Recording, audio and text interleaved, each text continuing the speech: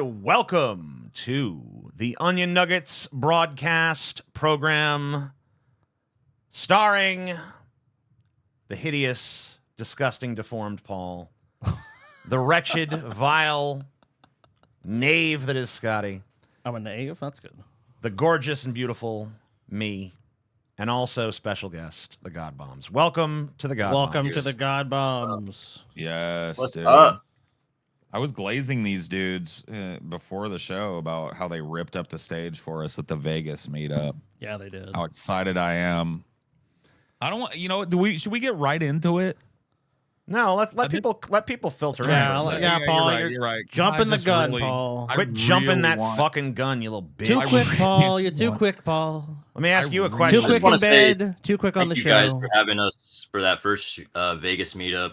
Yeah, And Dude, Yeah, thank thank you, TJ, because the yeah, last... Scotty and Paul didn't want you Dude, guys. the last act, well, okay, there's a good reason, though. It had nothing to do with the God Bombs. It had to do with, we brought someone that got too fucked up and stood behind us awkwardly, could not perform. They had performance anxiety, literally. And so we're like, TJ's like, hey, these God Bombs guys, we're like, no, we don't want no fucking money, no opener. And then he showed us you guys were legit, and we're like, okay, never mind. I'm like, Bring dude, them they on. played the Gathering of the Juggalos. That's actually what Fuck's sold sake. us. It's like, they played the Gathering, all right, we're sold. They played all the I fucking heard. Gathering.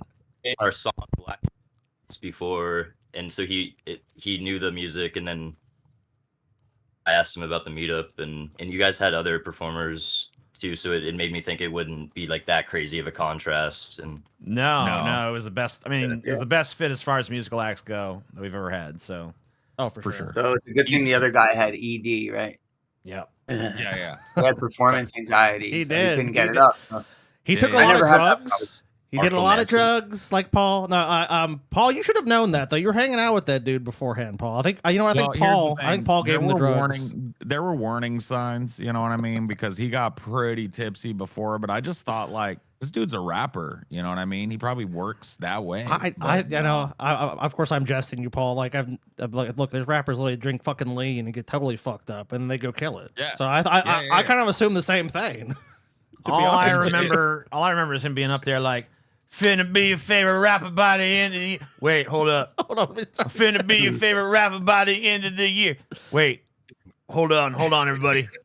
It's like, oh God. I was like some people we've performed with. Then Paul Yeah. comes to me and Paul's like, yo, Jareth Gawain is fucking bombing out there, boys. Paul's eyes were as wide as sausage. Like he's bombing, guys. We gotta get out there quick. yeah, we were on tour with some trap rappers recently, and they tend to get carried away with the drugs. They were kind of in the back of our van, passed out on Special K in a pool of their own vomit. Yeah. And they never made it to the stage, but we don't have that problem. Hey, We they create a very tried. They specific got close to the artists we venue. work with. So, the bombs wait till after the show and then they swig it up with the rest of us. You know makes what I mean? sense. That's smart though. yeah. That makes sense. So, how long I'm you totally guys? sober. I don't do anything. Oh, you're sorry about that. Oh, okay, then yes, you won't. You're be. not. You're You're good. sober. Good. Yeah, no, that's Justin even is better. sober. He Yeah, me recently too. stopped smoking weed though, because he was off the weed and then he was. We go back Let me put this out. Everything else. No. I'm smoking it right in front of you. Sorry. I'm Rappers triggered. Traps. Yeah. Yeah, I Paul, know. what the fuck, dude? This guy's in recovery. know. You're getting fucking high as a kite here. What are you doing? Yeah, Idiot, I'm gonna bro. relapse now. Yeah, it's gonna immediately. Tell- get I'm gonna us. tell my sponsor on you. You should. Oh no, bro. Blame. You know what? Blame this podcast when anything bad happens to you. Like, look, it Yeah. all went downhill when I met those fucks. Those Dude, fucks he's fucked gonna- me up. They're gonna show up at the fucking Jersey meetup in Dreads and be like, "Since Paul got me back into the weed, man, we've turned into a Jamaican band." Yeah, it's gonna be like reggae versions of all of our songs. Oh, that would be, hey, we'd love that. And you too. had dreads for like a decade or something. See? So, how long have the God Bombs been a band? So the God Bomb started in 2018, Mm, and we did a tour with Ministry and Chelsea Wolf, cool. and it was kind of a bang. We started with a bang, and Yeah. then we did another tour with Cyclone 9, with Tim Scold, Oh, Gotcha. former Marilyn Manson player. Yeah, he was yeah. playing Yeah. guitar with them at the time. We did that 3 tours in 1 year, going great. And the pandemic happened, and I relocated to LA and formed a new version of God Bombs with these here. Oh, okay. Got you. Cool. Your mic is cutting in and out a little bit. Do you have a lav mic on you? Because it seems like when you're moving, Yeah. Or are you just on your No. phone, Mike? We're on an SM7B, but it's not. It's Yeah, stationary. yeah. right You now. might just have to speak up a little more. It's no big deal. We heard you. I'm just letting you know. You might just Okay, have cool. to I'll turn it project up a little. here. No, you're good. You're good. I Okay. just wanted to. Yeah, I just want to be able to hear you. Yeah. Great. But so you guys played with Ministry. Ministry, Yeah. one of my favorite kind of industrial, I guess, is industrial metal bands. Would that be Oh, yeah. fair? They're the inventors of it, pretty much. My favorite album by then is The Land of Rape and Honey. I mean that it's one of their older albums, but that album it has Stigmata on it. Did they play Stigmata with you guys? Still, They did or not no? play it on that tour, but we actually have a song flashback from The Land of Rape and Honey, which is also my favorite record. And Al Jorgensen was like, "I can't believe you're doing this song." He's like, I was drunk and I wrote that song about some dumb girl, and he was kind of embarrassed about the song. He's like embarrassed about all of his old music. I don't know if you know that about him, but it was pretty funny. Yeah. Well, when That's I weird 'cause saw he Ministry just performed all like last, his 80s shit when I saw him in May. Yeah. I saw Ministry like last. It wasn't even last year. It was this year, and they played Stigmata. So Yeah, they're just now up to the older material, I think. Yeah, the tour they were just on was all like 80s stuff. And I saw them in May at the Hollywood Palladium. But yeah, it was a very different show than they've ever done. It was very like 80s specific. yeah, I'm trying to remember what the fuck I'm trying to remember who the fuck they opened for. Who was I there? I to didn't even know see? you saw Ministry. And it was, I it did. was They My were- Life with Real They were as on well. tour with somebody, and I fucking Somebody. I can't remember who the fuck I saw, but they were opening. They were like the Meshuggah? opening band. Nah, it wasn't Slayer? fucking Sugar. Slayer? Nah, it wasn't Slayer. TJ wouldn't have gone to a Meshuggah concert. I can tell you that. Yeah, There's fuck no- Dude, I that will shit. tell no you way. that, dude. Meshuggah opened for Tool one time. And I I'd never remember that. I'd never done anything with Meshuggah, or I'd never fucked with them. And I and not to shit on a band, but I listened to about 10 seconds and I was like, well, I'm going to the smoker's pit for a while and I'm just gonna smoke half a pack of cigarettes until Hey, they're- you You're not a weren't metal you weren't mean about it, Paul. There's a lot of people that just Yeah. boo or jeer and stuff. You're just like, I'm gonna I go didn't smoke some bring- cigarettes. Oh, okay. That was when I went and saw Rob Zombie and Alice Cooper. Oh, Ministry Ministry opened opens- for them. Yeah. Oh, really? Okay. I Well, yeah, wanted they to like ask- toured together. Yeah. I wanted to ask the bombs, 2 years the in a row, God I believe. bombs. Is it okay to shorten it to the bombs? Yeah, Are we so that if you wanna familiar call us yet? the No, bombs, no, the God bombs, dude. The God we bombs are the God Bombs. Yeah, have don't do this played. bombs thing, dude. Yeah, I'm sorry. It's just a familiarity thing. It's like calling me PJ instead of Paul. You know what I mean? No, the God Bombs have played something that I want to attend one day because I am a former reformed juggalo, the Gathering of the Juggalos. Absolutely. Could you tell us some stuff about what the fuck that's like? It's wild. It's what you would expect. 80 going off. Someone got their hand blown off or something. People were overdosing on fentanyl and dying. Shooting us with bottle rockets And when we people were, like- first were driving in. There was It was bottle like- rockets and, like, flying. and, like, Roman Fago candles and flying, shit. you know? They Fago. go. Yeah. There were these People people running everywhere. Yeah. Fago was- and bottle rockets, huh? Bills. Beautiful. There were these $100 bills on the ground. But there's naked people and there's family and people with their kids and shit. I've Yeah, never it's seen like- that in we public, found like really something weird. like that ever. Like, Juggalos are wild, bro. Juggalos There are a was different $100 breed. bills on the ground, and people would go to pick them up, and Like, there would be yeah. human shit inside of it, and it would be a fake 100. Oh fuck. but we Okay. saw Alien Ant Farm. I That's saw cool. them perform. It was in Dude, a the lot pit. of cool I was almost underground killed old when, school. I'm sorry. I I'm was sorry. almost crushed in the Juggalo pit. I was at the very front when ICP went on at the end of the night, and yeah, I was nearly crushed. I had to get the fuck out of there. It was like insane, and you get covered in Fago, and Yeah. you just get fucked up all day. Like it's like Yeah. That's what I would expect. Yeah. I want to go so everyone bad, treats man. each other like shit. Not just that, including whoop whoop. It's I brutal. want to do Yeah. the whole experience too, because I don't want to fuck around and do like the tourist experience and just come with a day pass and get some Fago on me and then go home to my bougie hotel. Like I want to camp out with crust in my ass crack for like 3 days and do whippets with fat dudes with juggalo tats and all That's that. the right shit. way to do it. Yeah. Yeah. We'll yeah, come with you, okay. Paul. Yeah. We'll be Yeah. performing one of these next years, hopefully. Yeah. Oh, sweet. Oh, yeah, it dude, was if you guys- everything you think. If you guys are there, that's just the Yeah, cherry that on makes it- top for me. I think we've all had a kind of a morbid fascination with going to it, and as you guys have went Mine's and not confirm morbid. it's crazy. Mine's not even morbid, dude. I'm a fucking You're a juggalo? I'm a reformed juggalo. I know how to whoop whoop. I know what a guy on the street winking at freaks with a 2-liter stuck in his butt cheeks looks like. You know what I'm talking about? Like I know. You know what boofing is? I know what boofing is. Yes, I do. That means I do. we're boofing mushrooms. That's all. So. Oh yeah. By the way, like when we arrived at the festival, like some guys were like shooting like Nerf guns at at our van or something, my or God. or like paintballs or something. What was it? Something was hitting or Yeah. Yeah. You know, Like it's fireworks for some reason, Yeah. it's when you guys' lead singer is talking that it's cutting out, and I'm not sure why.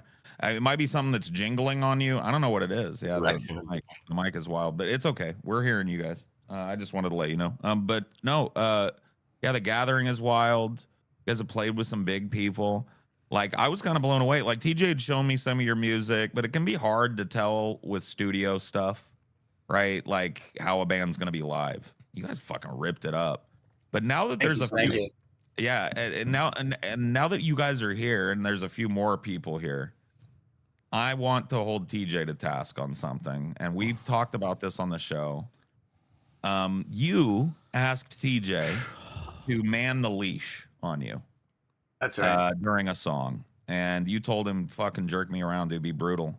And TJ just kind of paraded you around like a prize poodle almost. Like a show dog almost, yeah. Like a Not show even, not even dog, like yeah. really. It seems like from our perception, TJ did not follow the instructions, the plan. I wish he had paraded me around. It was more like he stood there, and he was just he was a million feet tall, like a Christmas tree, and he stood motionless. So I felt the need to go around him so that there would be some movement. And then I ended up getting twisted around him like a dog when it goes around its master. But he was Yeah. kind to you when he unwrapped it, you know what I mean? And then like you had to just take it away from him at some point. It was kind of sad. At some point, my Yeah, understanding was technique. you just unhooked. You're like, I can't take this anymore. Yeah. Yeah, because we all saw it go down. Like, yeah, like it was just the way he just wasn't jerking you enough. Or...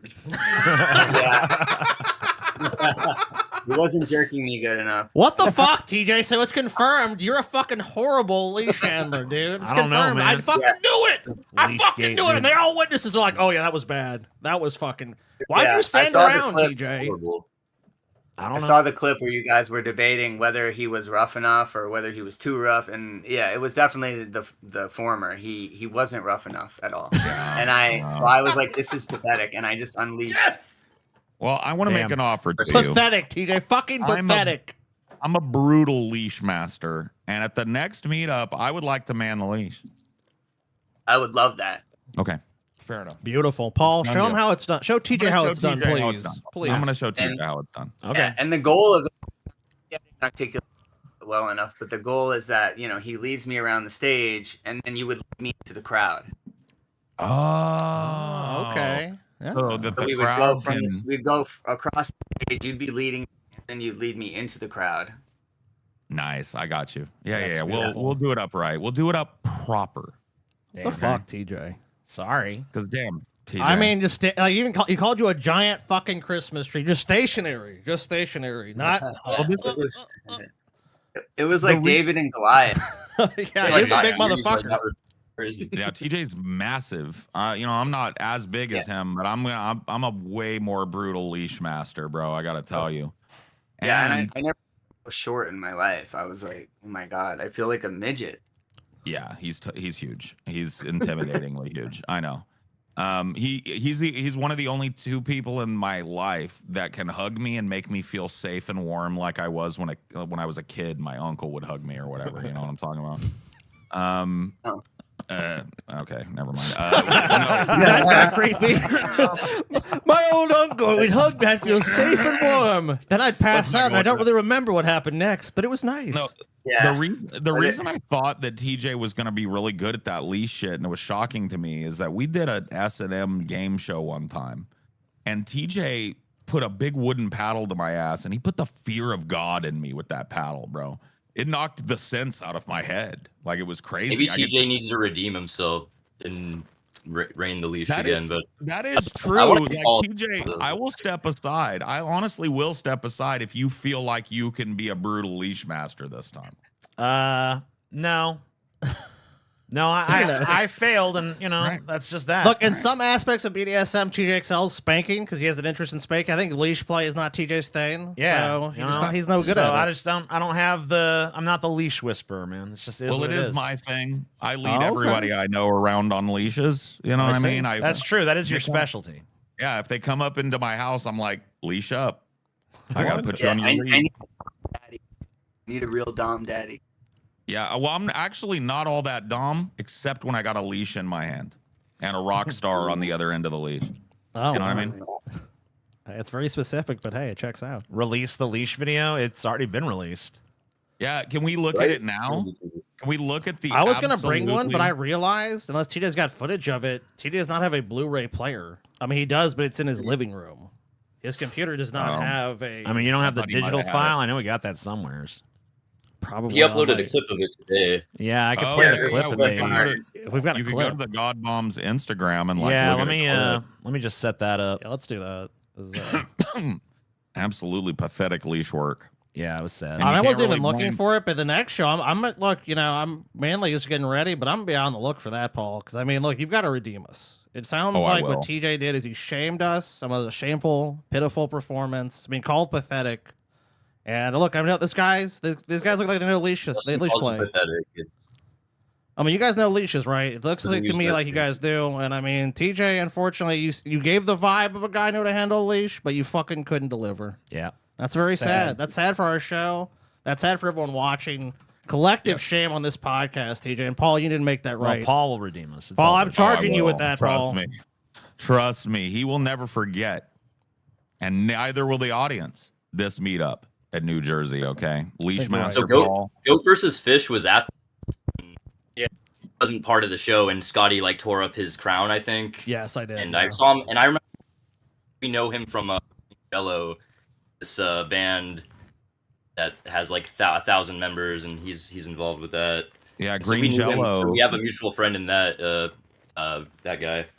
Yeah, He's Green gonna be a Jello bigger are part of they back in my day in the 90s, they Weren't were the you able little pigs. You guys remember that song? Yeah. That's They are Green Jello. friends, Yeah, Yeah. Green Jello, I was actually performing the year before at the gathering of the Juggalos with Green Jello, and I went on tour with them.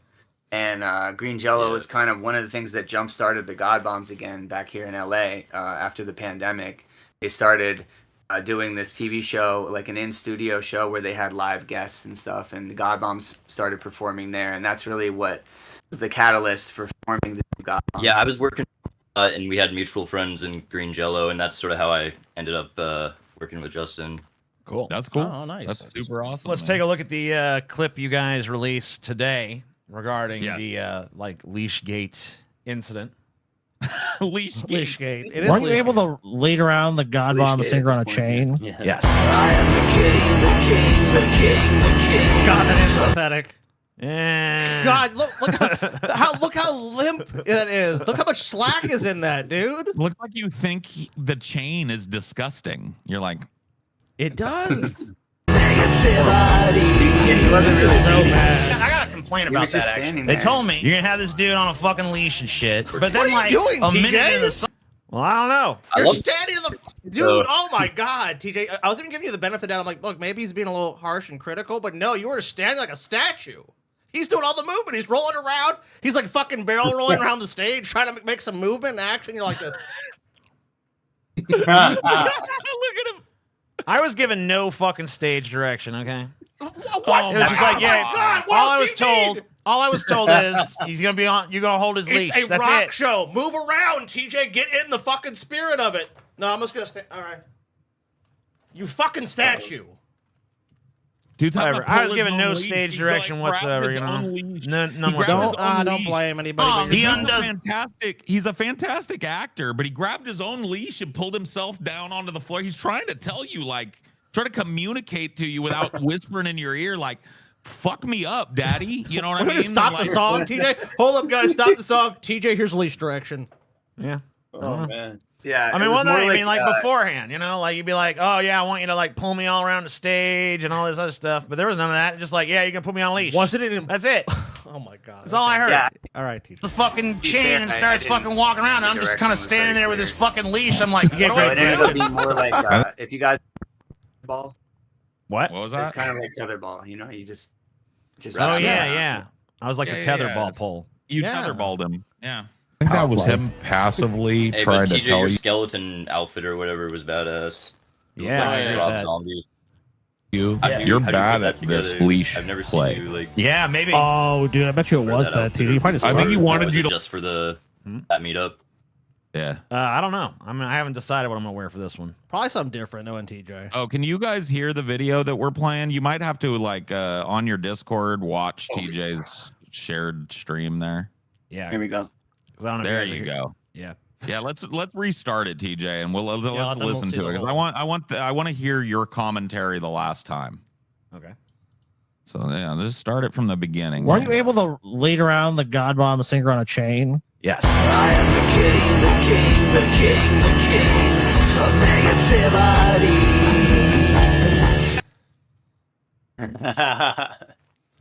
See, I wasn't told to move around.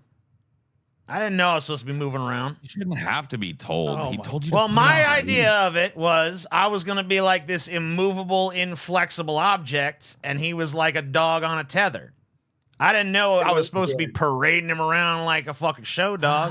Here's the thing: like he can give me as many stage directions as he wants, but I have one trick that I want to make sure he knows I want to try and knows how it works because I don't want to hurt him while doing it, but it's gonna look sweet. But other than that, I'm just gonna go with the flow, get into the rock show. You know what I mean? Why is Taylor Are you Swift ball talking gagged about- to shut her up Are you for talking that long begging last? me or something? Yeah. Like, well, I don't want to totally spoil it, but I want you to get on your knees, right? At some point and lean back so that the leash is at the back of your neck instead of pulling on your throat, right? And I want to get low and pull you across the stage on your knees. Like, you know what I mean? Like, shh. I think that'll look cool. I got a complaint Yeah, about man, that let's actually. do They it. told me you're gonna have this dude on a fucking leash and shit, but then like a minute into the song, he undoes the fucking chain and starts fucking walking around. And I'm just kind of standing there with this fucking leash. I'm like, what do I do? What do I fucking do? I think that was him passively trying to tell you you're bad at this leash play. Yeah, maybe. Oh, dude, I bet you it was that, TJ. You probably suck. I'm just shambling around the stage You like, sucked, all right, TJ. I'm You gonna sucked just bad, walk dude. around, you know. I think he wanted you to like jerk him around and I push did. him down onto his No, you didn't. knees. Maybe I and, was like, jerking him too hard. or maybe not hard enough. Yeah, maybe. I don't know. Nah, you know, TJ, you held back like a little bitch, dude. That's what it was. TJ thought he was the dom, but he was the prop. I don't mind being the prop, but you gotta fucking let a motherfucker in on the game, dude. Yeah, he was topping from the bottom, TJ.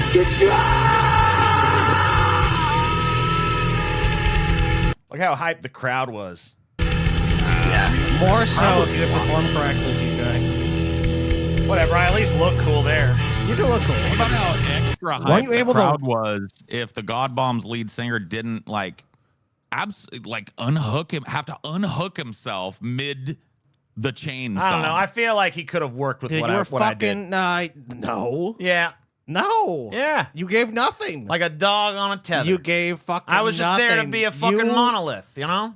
That's what I thought. Oh god, dude. Yeah, okay. Whatever. You don't fucking, know a fucking thing about You motherfuckers, bunch of anything. Philistines. You don't know fucking art. I know art more than you, TJ. Look, TJ, Well. if Paul's gonna show you art on November 1st, TJ, you're gonna see an art fucking form. You're gonna see an artiste at fucking work, TJ. I promise you that. 'Cause what you did was pathetic. The clip shows. All right, well, we'll it was see. pathetic. We'll see. You didn't do a fucking goddamn thing. I'm ashamed to be on a podcast with you right now. With such a pitiful performance. I'm sorry. I'm sorry I failed. It's a pitiful performance, TJ. You know it is. I mean, like, why did you think just standing around was gonna be the fucking answer? I already told you. I told you my thought process. You won't listen. I will listen. You're a fucking Philistine, bro. I mean, You don't know art. You think You don't know art, You don't want bitch. to move around on a stage, dude? That's what a stage is for. Where you're just gonna fucking be stationary? Some like this? people exhibit that quiet, smoldering energy, Scott. Not That's you. what I did. That wasn't you. Yeah. So I wanted to ask the Bombs a couple of questions. No. Number one. No. You're not. No, Paul, you're not allowed to ask a question. What the fuck? I want to ask them questions. No. Shut up. Paul, that was a strict man. condition of this whole show. Every know, time man. we About get the guests on this fucking show, you bother them with a bunch of stupid I've fucking got questions and run them for off. you. All How right, about go ahead. this? put I mean, Paul, both they're gonna of end up you- hating you, I Paul. put You're not gonna be both able of to. you You're not on gonna be able a to work the leash. leash because they're not gonna be able to stand you, Paul. Don't be I mean, let Paul. TJ work the other end of the leash, and I show him how it's done from the other end. I get both of you motherfuckers on the leash and fucking go for a fucking like I'm a dog walker.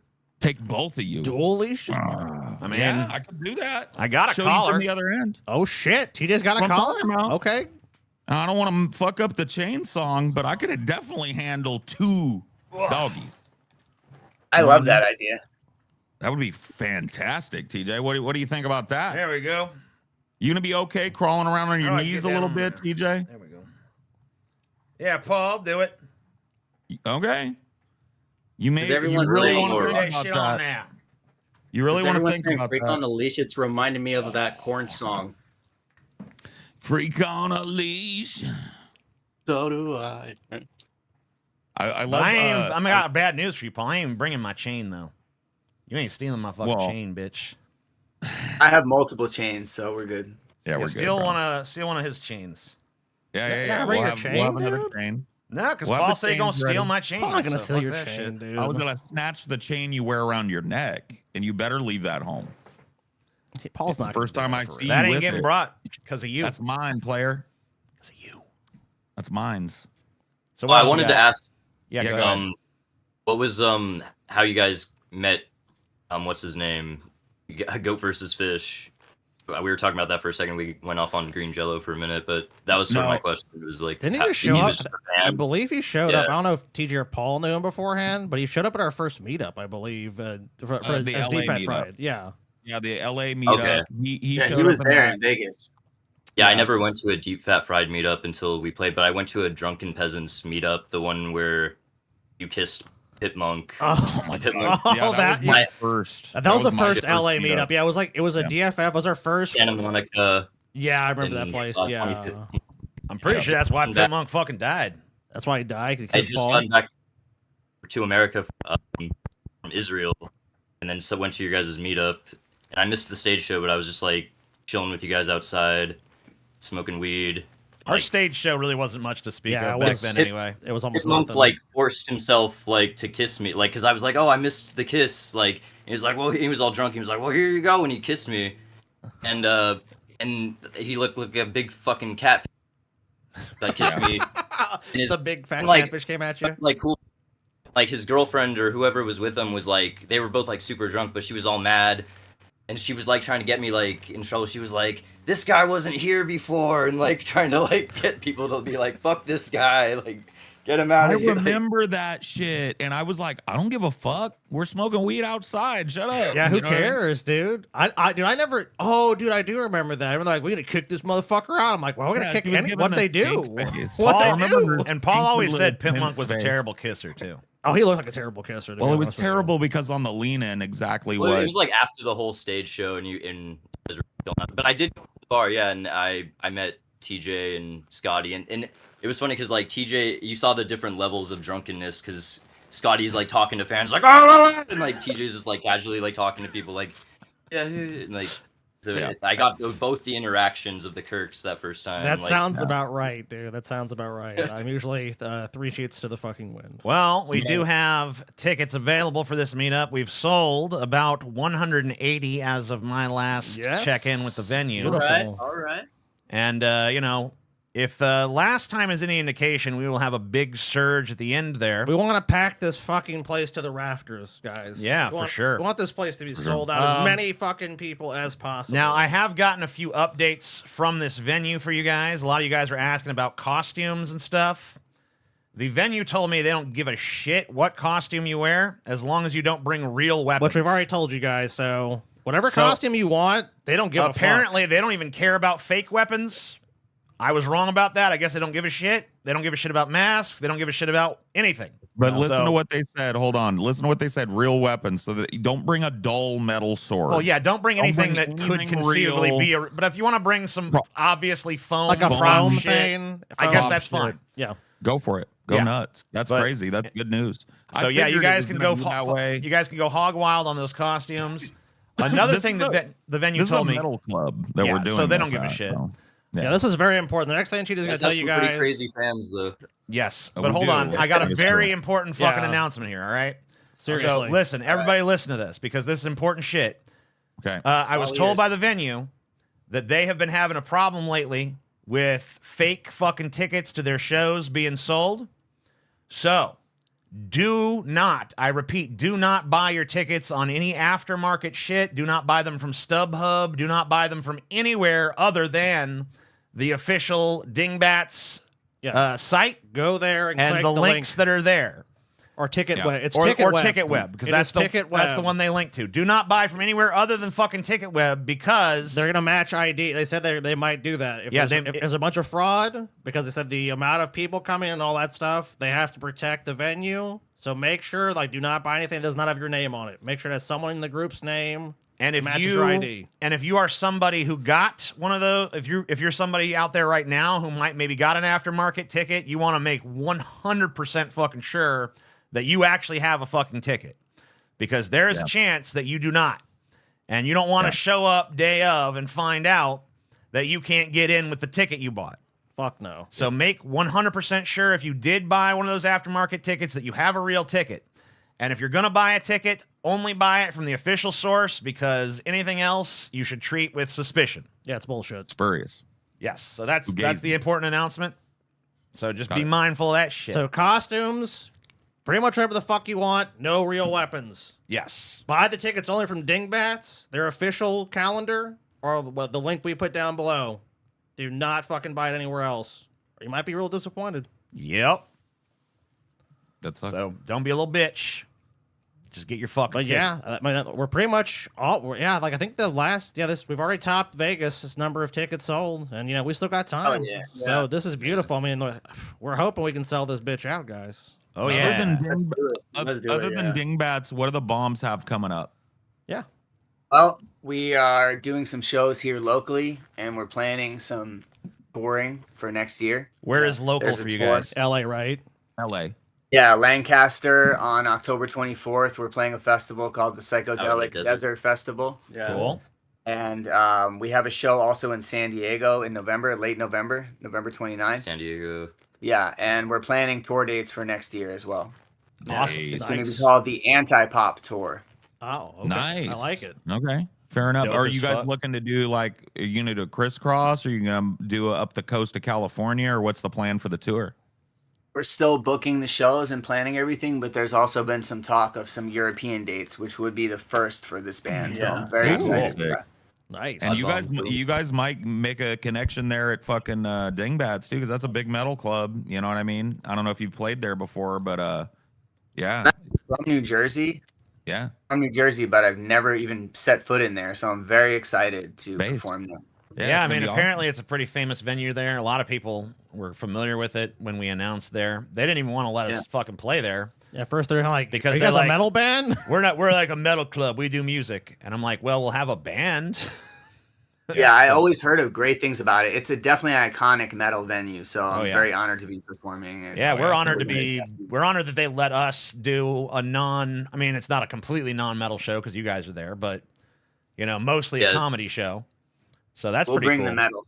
Why is nice. Taylor I Swift saw a guy gagged? who I don't know. Let me works ask at the Impact. God Bombs that for you. A lot of people in the chat want to know what's the deal with this gagged Taylor Swift thing. Well, let's just say it's related to the Anti-Pop Tour. Good. There you go. Okay. Also, I just think it'd be nice if she would shut the fuck up. So I agree with that. that seems But you like a said good. it, not me. Yeah, I did. But anyway, you guys actually brought a song for us, and this song, I guess, is called "Fried." I think you picked it for the sake of Deep Fat Fried. Why don't you tell us a little about this song we're about to hear and this video we're about to watch?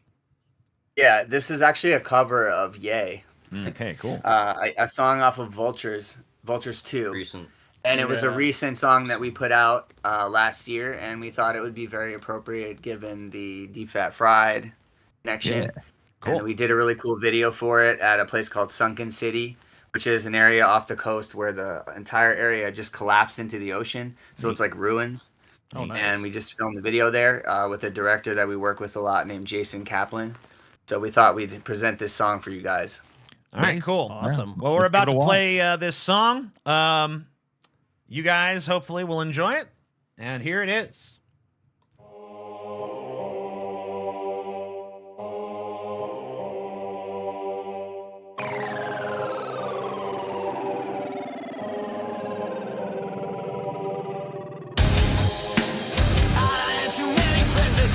Sometimes I can't believe I'm still alive.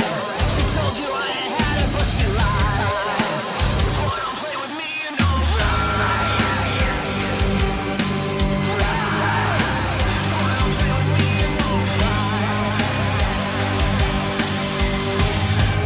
She giving blowjobs and I applied. She said she saw me order her surprise. Then I ate the breast and the thighs. Then I gave the rest to the guys. You was something crazy out your mind. This is not a typo, we reply. Now you're spilling typo out your side. Boy, don't play with me, you know I'm Boy, don't play with me, you know I'm Prey on our enemies when we die. We just hope the fans take a bribe. Only one can walk away when we collide. $20,000 fucking mine. Some bitches came with dollar nail dimes. They offer blowjobs and I applied. They all started under their surprise. Then I licked the breasts and the thighs. Bitch, don't play with me, you know I'm Boy, don't play with me, you know I'm Swimming in the red off the line. From a cemetery with the top. They love me in the city like I'm Remember when we used to wear a shot? Now with the Porsche and the balls. Make I'm in a shade with the cross. Now with some hundreds in the wash. So much X on me I can't defrost. Well, and I was saying I fell off. Boy, don't play with me, you know I'm Boy, don't play with me, you know I'm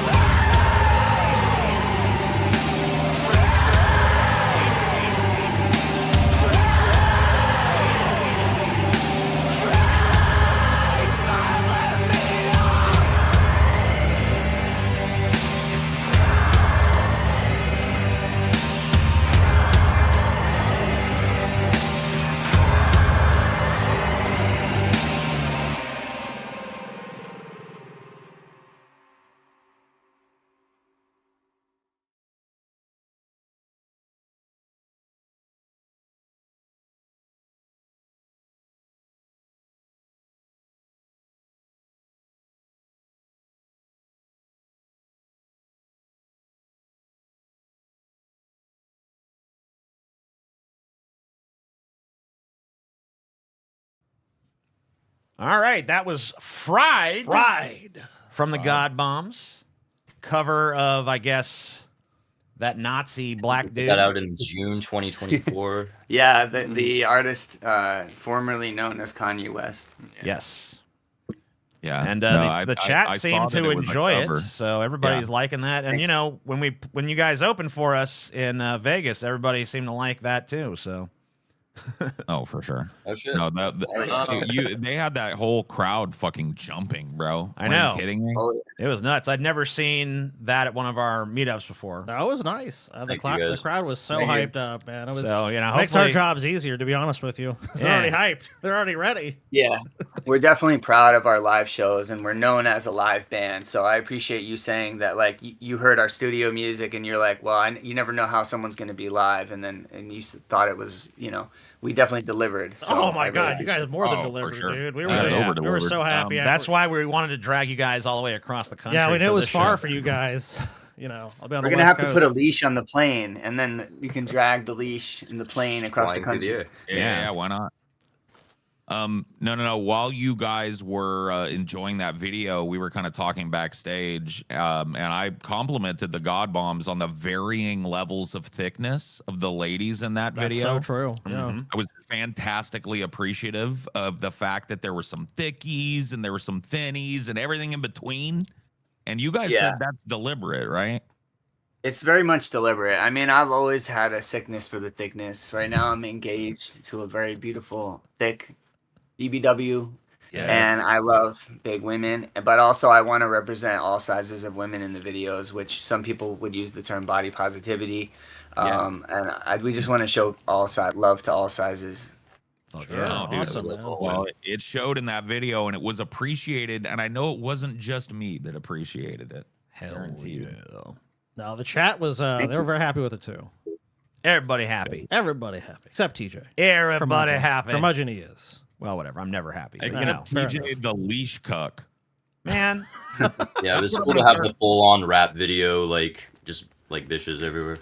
Yeah. Let me bring I'm my gonna start calling fucking. you that. Let me bring my fucking paddle up in there, and we'll see. Okay, well, All right. that's what you If they should've make said. a song, I tell you what, if the God Bombs make a song called Paddle, Yeah. then you're definitely the dude for it. But like Chain or Chains, I think is the name of the song, or The Chain. No. That is me. Damn. Okay, I will prove Okay. it to you. Fair And enough. you're Yeah, gonna that's be- fine. No, you're gonna Your get your little, chance. your little doggy ass is gonna be on the fucking leash too, TJ. You're gonna get your chance. All right. You ain't gonna be able to move me. Paul, I'm gonna say it. She just, dude. I I'm want gonna plant myself. Let's yeah, see I what would say you can do. this is about to be sabotage, dude. I'm telling y'all, it's Because sabotage. I'm telling you, he's gonna do like Right every disobedient dog. He's gonna just dig his butt in and just go like this. I'll hit you right in the nuts and then jerk the chain and get you on your knees. bro. Promises, I'm not gonna promises. fucking play with you. This is going to be a kink fest at this point. Yeah, you know, Well, you guys have a lot of Now- BDSM elements in your We have shit, BDSM, but you guys seem like you might have some furries in your fan base or something. Oh, we so Yeah, do for sure. 100%. cover all of bro. our bases. Now that we've told them costumes are chill, I'd be willing to Oh, bet that there's no. at least one full smell like- fursuit out there. At least one. Fucking kiss. The stench as long as will we be don't- there. That, As long any as they don't furries, don't crack the on that seal. motherfucker. Don't Yeah, crack. don't Look, crack the I've seal. never kicked anyone out. You crack that seal, you're gone. Don't crack the seal. Crack the seal. Don't crack that fucking seal. Unless you don't fucking smell bad. If the furry the furry seal gets cracked and I smell it, you're gone. You're out. You're out. That's Yeah. the only reason. That's the only way you get kicked out. Violence fine, drugs fine. No, I'm just kidding. Don't fucking probably- don't fucking crack the fucking fur seal though. That is the one. That's probably something that we should throw on to our next Good Scotty, Bad Scotty. Like, Good Scotty has good hygiene. He brushes his teeth Yeah. and puts deodorant on. So he, Bad Scotty reeks. I don't think these two have seen those trailers with the meetup with the good Oh, Scotty Good Bad. Scotty, Bad Can Scotty, you yeah. pitch them what that is? Oh, sure, we can Here, show I'll 'em. just I don't play the think they've damn Our thing. LA Those our are like LA ads they did. Yeah. for the- Our LA meetup, we had 2 incidents, right? One Yeah, well, dude yeah. Let's showed give the up- background, Paul. Yeah, you're right. Yeah, one dude showed up to that with 2 airsoft pistols. That said he was And- Reservoir Dogs. I was not there. I went to the Drunken Peasants meetup, but I never went Yeah. to a Deep Fat Fried meetup till this started playing with you That guys. guy got banged out, and then TJ at this time was doing like this ad for some Viking, mobile game thing, and he had an axe and he would chop his desk, for the ads. And this Spurg like brought, you know what I mean, like a real axe for TJ to sign, and they were like, "Get the fuck out of here," right? And so I was like, dude, not for nothing, but I feel like a good portion of people that come to our meetups, it might be the first time they've been to something like this, and they just don't know that it's not like us sitting in a room we Howdy there, rented finding partners. shit. Oh yeah. We can watch that, by the way. Yeah. Yeah. I'm gonna put it on there. Okay, so let's take a look at it. Yeah. Normally Well, we has we God bombs will in be it. able to talk over this one. yeah, right? we can talk over it. It's fine, but you can Okay. take a look. Well, Howdy I'm there, saying. partners. I thought I showed you this. But... There's fixing to be a real hootenanny come November 1st. Clifton, New Jersey is the place, and Dingbats is the saloon. Whoa there, friend. You're about as pleased as a pup with 2 tails. Can't say as I blame you. Them DFF boys really know how to burn the barn. Truth is, though, There's plenty of ways a tenderfoot like you could find hisself up Shit's Creek with a turd for a paddle. That's where I come in. Pull up a stump and let me regale you with the story of two cowpokes named Good Scotty and Bad Scotty. Bad Scotty comes a-riding into town unprepared. Clifton ain't no backwater, and Dingbats ain't no gut-bucket saloon. But Bad Scotty comes with a pocket full of knives and a smoke wagon, thinking he's the baddest hombre this side of the Ole Miss. But them Dingbats bouncers are so mean they make an ordinary fight look like a prayer meeting. Bad Scotty gets roughed up and rode out of town on a rail. Good Scotty comes with nothing but a smile on his face and money in his pocket.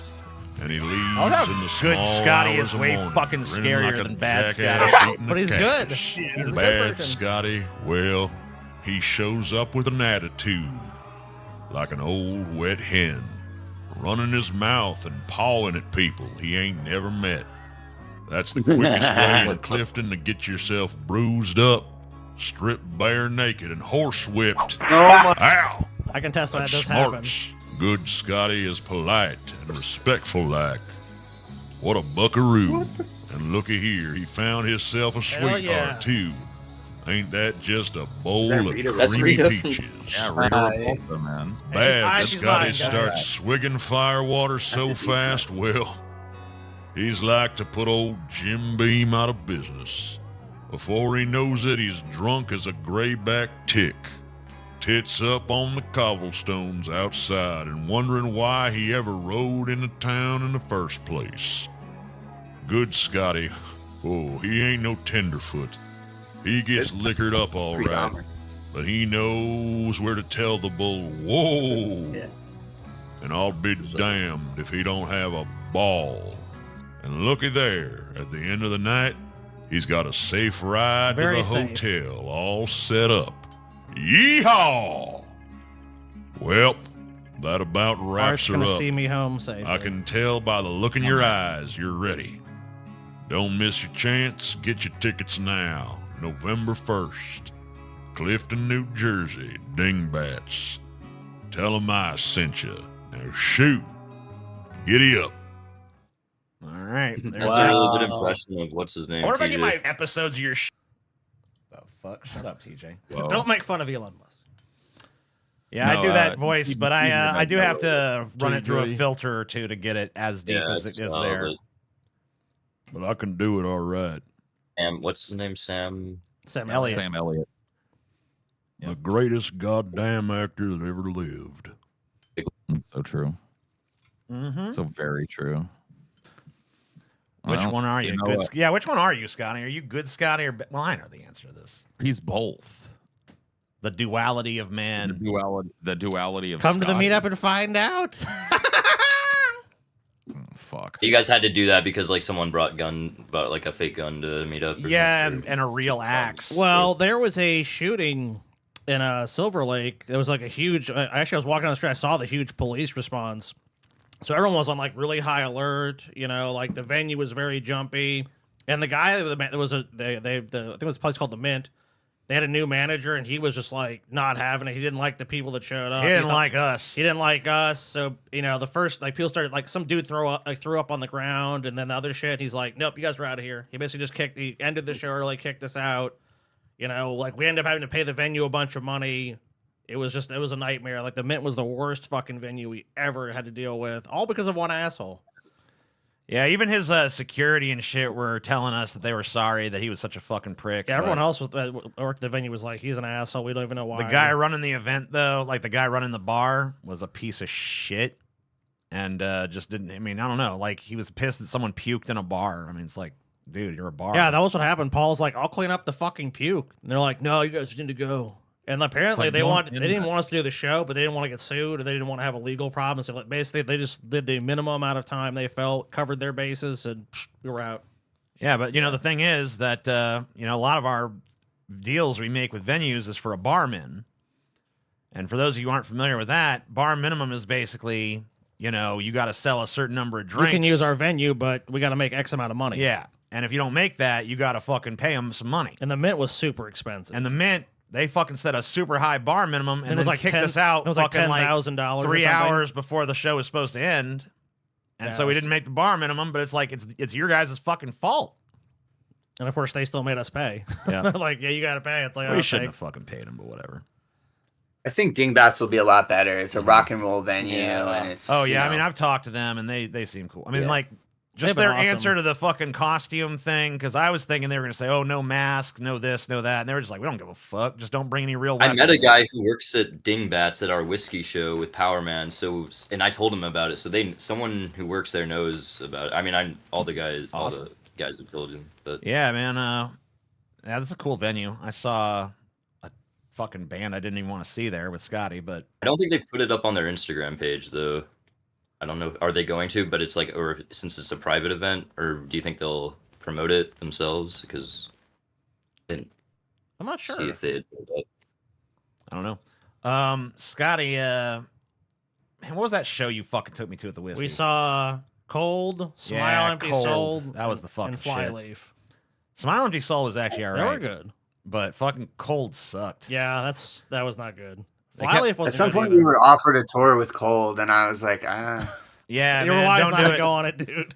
All Like I that- remember is they were one of those bands that like they only wanted to play their new shit, and like no one there seemed to like their new shit, so it was kind of like rough in that regard. And there was this fucking drunk dude that the entire time, like the entire show, was just like nonstop being like, "Please send in the clowns." Remember that? Please send in the clowns. After I'm every like, song, all right, he just settle yelled down. it, and you guys know the whiskey's a small venue, so it's like you hear this guy. Eventually, the lead singer is like, no. I just can't believe that dude wasn't kicked out. It was so fucking annoying. He just fucking screamed that the whole fucking show. I don't know why they didn't. That sucked. But yeah, that was cool. I mean, the whiskey's a cool venue though. It's a cool venue. Cool for venue sure. to see somebody. And I love Power Man 5000, by the way. So yeah, that was a really fun show. yeah, I'm, Yeah. I'm a big fan. I like, even their. I'm not talking about just like I liked their fucking, whatever their big album was back in the day. Like I like their new shit too. Yeah, all their music was really good, and I felt like the two bands merged together really well. We went on right before them. Were they cool? Crowd was awesome. Yeah, they were really cool. I saw Spider one backstage. I talked to him. Neat. I'm friends with their lead guitar player named Taylor. Cool. He's a really cool guy. I've known him for years, actually. Awesome, man. Yeah, dude, I love Power Man. They're great. So anyway, I don't know. What are we doing here? Anyone have any more questions for the God Bombs? Paul. Question, guy. Paul's off taking a Dude, shit. Yes, Paul- I had Ask him a questions earlier, question. but kept- You're the least. Where's the cut. question guy? The Question least guy? cut- The God Bombs are No. starting to get antsy, bro. Yeah, Fucking dude. Give him a question. What? Okay. They got well, ants the in their least- pants, dude. Paul, you're supposed to be the least question cuck guy. keeps talking over me. The leash. No cuck one's talking keeps over you. We're just Ain't no trying one to... talking over you. Ask him a The question. leash cuck We're was- losing them, the Paul. leash Come cuck on. was- Hurry The up. least DJ bit the was- least cuck. I wanted to ask the God Bombs, other than because I could hear Marilyn Manson as an influence in you guys, but I know you have a broad influence base. I wanted to hear some of the bands that informed your childhoods and your teen years that kind of led you to want to found the God Bombs. Yeah, we've been really lucky to work with a lot of cool people. I mean, I actually worked with Daisy Berkowitz, the original guitar player from Marilyn Manson, That's on 3 songs before he passed away, which was fucking amazing. And he was so not pretentious. He was so cool, so approachable. But also, I've worked with DJ Swamp. He was a member of Ministry back when I toured with Ministry. And as far as influences goes, I mean, Green aside Jello. from obviously the Manson influence, I would say like Nirvana, Smashing Pumpkins, like some of that grunge stuff. Definitely bands like Skinny Puppy or Ministry, like 80s industrial bands. Yeah. And even newer stuff like Ghost Main, I would say has been an influence on some of our music, which has like a little bit of a trap metal element to it. Yeah. So we're kind of all over the place. And also like punk stuff.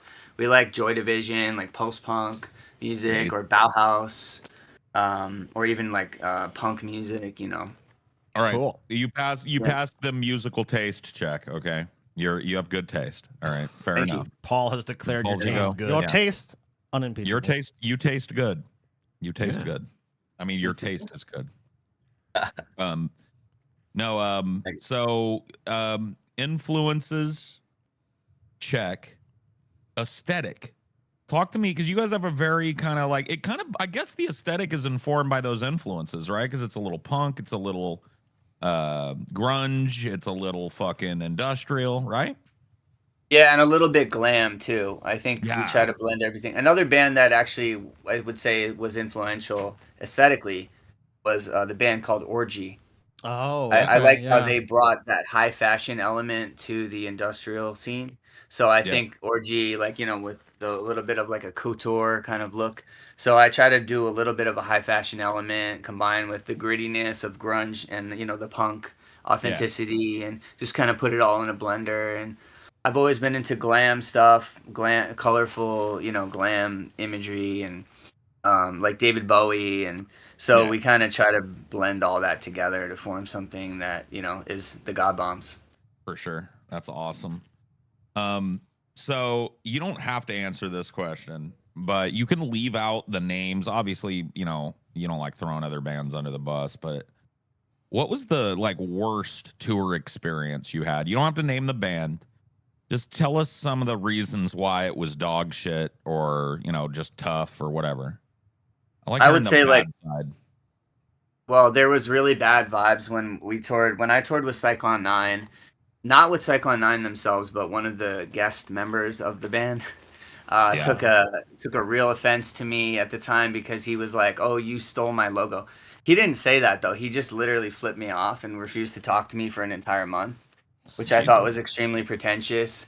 I didn't take his logo. I didn't even know about his logo when I made. This is my old logo at the time, not the current God Bombs logo. Oh, but it was like something that you would think from like a 16-year-old would do. Like, you stole my logo, so I'm not going to talk to you for a month. Right. But no, Yeah. a grown adult man, who we all know, probably we all know who that is. Probably, he refused to talk to me for an entire month. And the funny thing about that was DJ Swamp was in our band at the time. DJ Swamp was like, you know what? That motherfucker has an album with the same title as my album. And DJ Swamp's album had came out like 6 years or 8 years before. So Wait a then we second. actually bought a copy of his record online just to show this guy, like, hey, you see this? Yeah. This is the album title that you stole. but Yeah.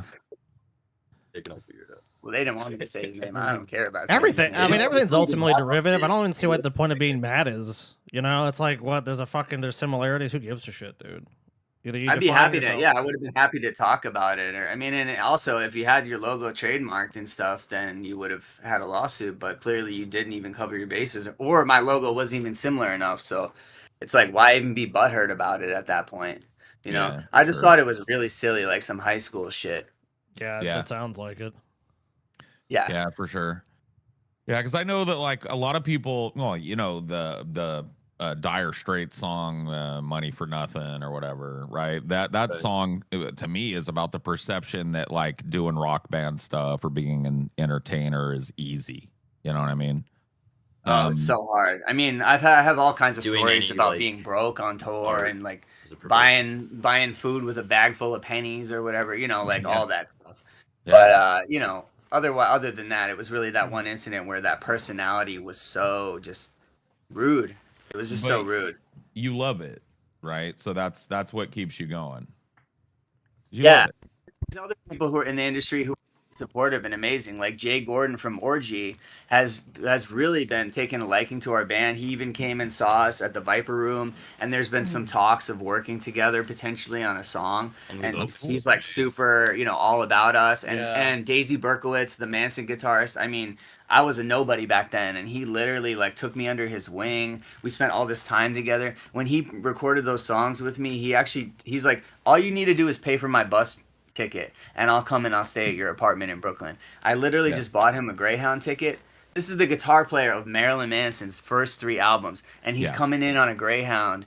And he just, staying at my apartment. And we like went out to bars and went to see other bands together. And we were just like friends. We even had dinner together. And I was like, tell me about the early years of Marilyn Manson. And he like told me all the details, all the business stuff, and like everything that was going on behind the scenes. And he even clarified some of the things, like some of the rumors, like how Trent Reznor smashed his guitar during the sessions for Antichrist Superstar. All that stuff was true. And so he was like a older brother figure to me. I mean, it was amazing. So there's some people in the industry who are like super amazing, and not other people who are just so far up their own ass with their ego, and it's just ridiculous. Yeah, for sure. I think Yeah, it's I'm one that of way. those. Well, Yeah, yeah. TJ's one of those. TJ's the Yeah. latter, and of course, Scotty and I, humble as always, are the former. Yeah. But yeah, we're all about like inclusivity and just like not being an asshole and just like being cool with all different kinds of people, because I at the love end of the that. day, like That's dope. that's what life is. You know, we're all here together. Why be a dickhead? You know? Yeah, let's have fun. Let's rock out, that sort of thing. Let's get together and have fun. I like that, man. I try and foster that kind of environment too. That's why I think you guys are a good mix. Nuggy One says thing the I wanted God to bombs ask are you- pretty. Oh. They are. They're fucking all three of them. You should see them done up for the show, man. The show is wild. You should come, Nuggy. Yeah, definitely come to the show. We're so excited to play. It's going to be amazing. We're rehearsing all kinds of new material that we didn't play last time. So it's going to be a totally different experience. Really excited. Awesome. I wanted to ask you guys one question more, and then maybe we'll let you get out of here so we can start talking about the depressing news of the day. But I wanted to give each of you an opportunity, because it doesn't all have to be the same song. But if you were each gonna give somebody, like, you've got one song to sell them on the God Bombs, like, what is the heart and soul song that you're gonna give them? You know they're not gonna listen to another one unless you've sold them with this one. Is it the one we showed tonight, or do you each have a preference? Like, it doesn't have to be, your greatest song or whatever. What is the one that means the most to you that you like to show people who don't know about your band? I would say Purgatory featuring Daisy Berkowitz. Okay, Okay. fair enough. Other band members, you guys got like the same feeling on it, or is there one that means a little different to you? It's cool.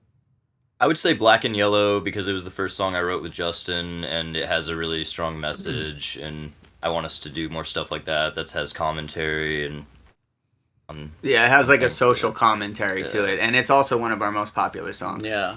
Cool. Percussion. Nice. Oh yes. So, in my opinion, I would say "Ghost in the Machine," and it's one of our best songs ever. Like Yeah. a banger. So absolutely. go check out all three of those songs. Yeah. Check out the God Bombs. Get your fucking ticket. Get Come see your them live. album. in Yeah, New check Jersey. out. They've got an Yeah. album. But and check them will you out too guys- online. Buy their physical media. Will you Yeah. guys Yeah. bring a stack of those and some other merch and stuff to sell at the meetup? Absolutely, yeah. Yeah. We'll have merch, Awesome. including the image with the ball anti-pop, gag. the anti-pop image that you have there. Yeah. We'll have T-shirts of that I'm at the getting one. gig as well. Bring some fat guy sizes if you can, because I'm Always. getting one. Oh yeah.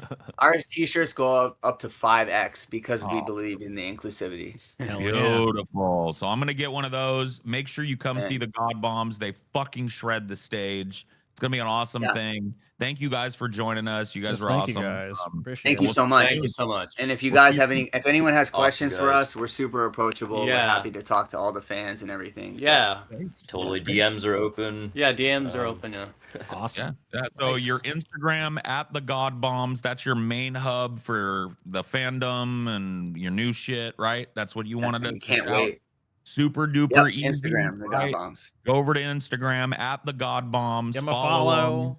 Check their stuff Yep. out. Yeah. And Oh thank you yeah, guys for and joining come us see us November 1st, DFAT Yes. Pride at Clifton, New Jersey. Dingbat. soon, right? November Soon, about half a month Soon. away. Oh man, we got like what? Like 17, 18 days? 18 days? That's insane. It's insane. So thank you Basically guys Halloween. We're Yeah, so fired basically. up. We said Halloween's an extra day this year for us. again. yeah, for sure. It's also my birthday, November 3rd. So Halloween is my Oh. anniversary with my fiance, so That's Halloween it's awesome. an is anniversary also- thing, and then Yeah, Rockstar. that's my wedding anniversary as well. So Edgelords think alike, huh, DJ? I guess so. Yeah, they oh, do. yeah, Halloween. Right. That's their wedding anniversary. Yeah, that's big. Yeah. All All right. guys. Well, thank you guys for joining uh, us. Appreciate so it, man, much. guys. Yeah, bombs and, away. Bombs away. Yeah, Boom. bombs away. Yeah. If you guys want to, you can leave the call there because I think we're going to just keep this same call going for the show. Thank you guys. All right. Absolutely. We love you. Soon. Peace, Yeah. guys. Good one. See you guys soon. Bye. Dude, the bombs, bro. And The now God we have a bombs. confusing, confounding Jumble split of- Paul. Yeah. That's okay because we're gonna switch back to this. Paul. And Nope. no, but we can fix it. 1 second though. There we go. Yeah, no, it's fine. There's And then, Paul. and then I'm going to There's make little myself Paulie. look like I'm on a Wibbly TV again. Oh yes, of course. I got to put my TV wibble. I don't know. I'm autistic, and most people probably don't even notice it, but I like it. Okay, I like having the TV. Bring wibble. back the wibble. I want the wibble and the wobble. Where's the wibble?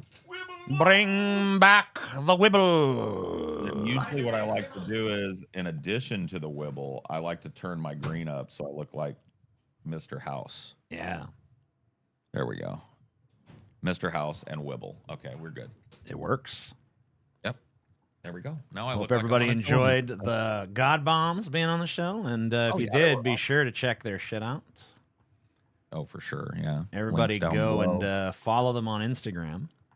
At the God Bombs on Instagram, faux show, and come see them live if you can. Even if you don't, can't catch the meetup, try and catch one of those live shows that they gave you near you, because they fucking. Yeah, if you're in they the kick Los ass. Angeles area, especially. I gotta just say, I think the next time I hear from the God Bombs that they're definitely doing a gathering, we just gotta go, TJ. It's just bullshit that we haven't done that. We can make such good content at the gathering. Gotta On go app. to the We gathering. can drop acid and do whippets with fat-titted freaks, Yeah. right? With 2 liters stuck in their butt cheeks. The Maybe we American even- dream. Maybe we even stick a 2 liter in our own butt cheeks. Maybe. You Who never knows? know. You never know what you're gonna do at the fucking But I don't gathering wanna of the die. Juggalos, bro. I don't want to die off of this earth, and I didn't whoop, spray some Fago, do a whippet with a fat-titted freak with a 2 liter in its butt cheeks. You know? Yeah. No, I feel you, man. Oh, God, man, I hear that Reaper. I don't fear the Reaper, but I hear the Reaper.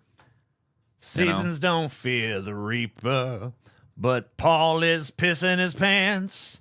The seasons don't have to fucking fear the Reaper. I always Blue thought Orc- that when I Blue listened to that song. I'm like, Orc- man, yeah, well, because the seasons are fucking eternal, pretty much. Yeah, I mean for the most functionally part, anyway. Yeah. So dumb. Fuck you, man. I do fear the Reaper, bitch. And so do you blue oyster cult motherfuckers. Exactly. Seasons don't, you should have said seasons don't have to fear the Reaper, because they're like wind and sun and rain. They're always going to be there, but not like you are. Like So you're fear not- the Reaper. fear that motherfucker. You'll be dead Bro. real soon. Blah, blah, blah. You're dead. You know what I mean? Like, that's the Yeah. song. That should be the fucking Fuck, song. bro.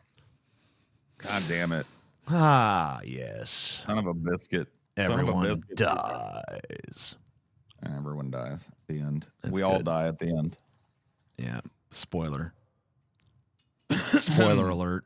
Yeah, I know. Some people act like they don't know it sometimes, man. And I always shake my head at them little whippersnappers. Yeah, you're gonna die. You're gonna die. Good for them.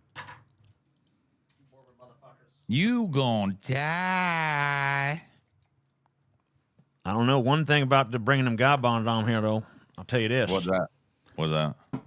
Ain't what Dono's been slow nose today. The slow nose. Dono's been no-nose today. Yeah, where the I mean, hell the Donos at?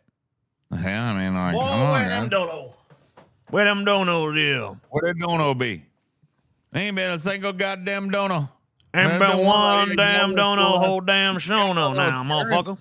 Terrence right here said y'all were cool ass guests, and it has 8 thumbs up. Even you didn't see that? I purchased my hotel and ride. You're a douchebag unless you come to the meetup. Your mom won't love you unless you come to the meetup. So true. Yeah, you're a stupid little bitch if you don't come to the meetup. You're a punk little bitch. You should come to the meetup. Amen. You know how it goes. You wiped us out last show. Look, that you makes know, sense. the show goes on. Thank you, Kyle Pratt, gifting 1 Onion Nuggets membership. Evie just landed on you. You're now a member. Enjoy the feast. Enjoy the garden. Yeah. Please. We actually have If 6 you new want to members view this show. paradise, simply look around and view it. You know, you're literally in the big candy outdoor room in Willy Wonka's chocolate factory now. You want a scoop of fucking mousse out of a mushroom. You want to eat a red vine that's hanging from a tree like a real vine. That's all you. Oh no, no. have a dono. Sadly at work. Lol. Well, that's okay. We get you, man. You know, like you guys, like once again, just to mention, the last time we were maybe not the last time we were live, but that fucking lead up to the gauntlet shit. I guess that was the last time we were live. That shit was wild, man. That was one of the wildest days I've had on the internet. Like in terms of just like the train. Look how green this fucking chat is as a result of that. Are you noticing that? Crazy, yeah. And green chat. I feel like we can green this chat completely out. I feel like we could. One of these I feel days, like man. it's within our grasp. Maybe not. Maybe tonight. You never know. I feel like we're so close. Look at this. It's like green, green, green, green, green, green, gray. Green, green, green, green, green, green, gray. Green, green, green, green, green, green, gray. To be fair, I didn't want to interrupt your guests. Oh, yeah. Well, fair That enough. is true. That is true. I mean, we How do. old are you? I mean, Paul, we do have a goal tonight.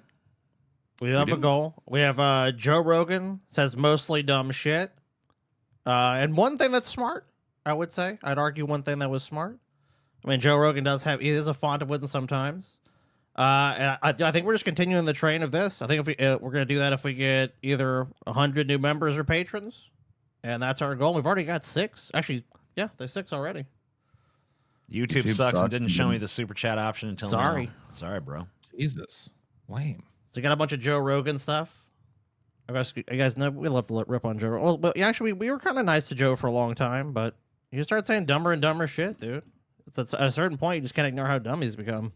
Or how, it's just become more obvious, I guess some would argue. I think he just started getting too big for his little Joe Rogan britches. I think that's true as well. Well, I mean, to be fair, he has the biggest britches on the planet in terms of what we do. Mm-hmm. Yeah, he does. So maybe his britches are just too big for us little plebeians to understand. Maybe they are. Maybe they are. TJ ain't getting back with Jerry anytime soon. Yeah, that's probably true. All right. I think he could. Maybe. But TJ would have to do some wild shit. Like he'd have to have another oil banana episode. Yeah. Anyway, what is this? This is that interview that JD Vance gives where it ends. Well, he's basically the asked host about just like slams the door on him. the Tom Homan bribe shit, and he just gives a typical non-answer. And yeah, it's pretty abrupt, but we'll see it. Accepting $50,000. We're starting a little bit of ways Did he before keep that money or give it back? George, you've covered the story ad nauseum. Tom Homan did not take a bribe. It's a ridiculous smear. And the reason you guys are going after Tom Homan so aggressively is because he's doing the job of enforcing the law. No, he did take that bribe. No, TJ, he's just enforcing the law. I mean, he may be enforcing the law, but he still took that bribe. Take my yes, money and tell me my eye surgeries will go fine tomorrow. In other words, lie to me. Why wouldn't they go fine tomorrow? It'll go fine, bro. Dude, I'll tell you this. Millions of eye surgeries happen every year, and such a tiny fraction of those end badly that you should be more worried about driving your car to the surgery than the actual surgery. Mm-hmm. I think it's really preposterous. I know Tom. I think that he's a good man. He gets death threats. He gets attacked. Thank you, Motley Magra. Thank you. Thank you, Motley Magra, for that gifted membership. And it landed on Pissed Off Christoph, who is a luminary around here. I know Pissed Off Christoph. So congrats, Pissed Off Christoph. Constantly threatened by people because he has the audacity to want to enforce the country's immigration laws. I think that it would be a much more interesting story about why is it that Tom Homan, who is simply enforcing Americans' immigration laws, is getting constantly harassed and threatened to the That's point not what he's doing. That's wow. He's simply enforcing the law. No, ICE has become a fucking terrible. It was a terrible organization to begin with. But roaming the streets, gaffling people up, taking people, like emptying apartment buildings, zip tying kids. I mean, I sucked before. Kids in cages now. But at least I guess people could ignore it because, like, hey, it's on the border. It's on the border. But when it came to pretty much every major city, especially blue cities, and then, of course, we found out this guy is just totally corrupt.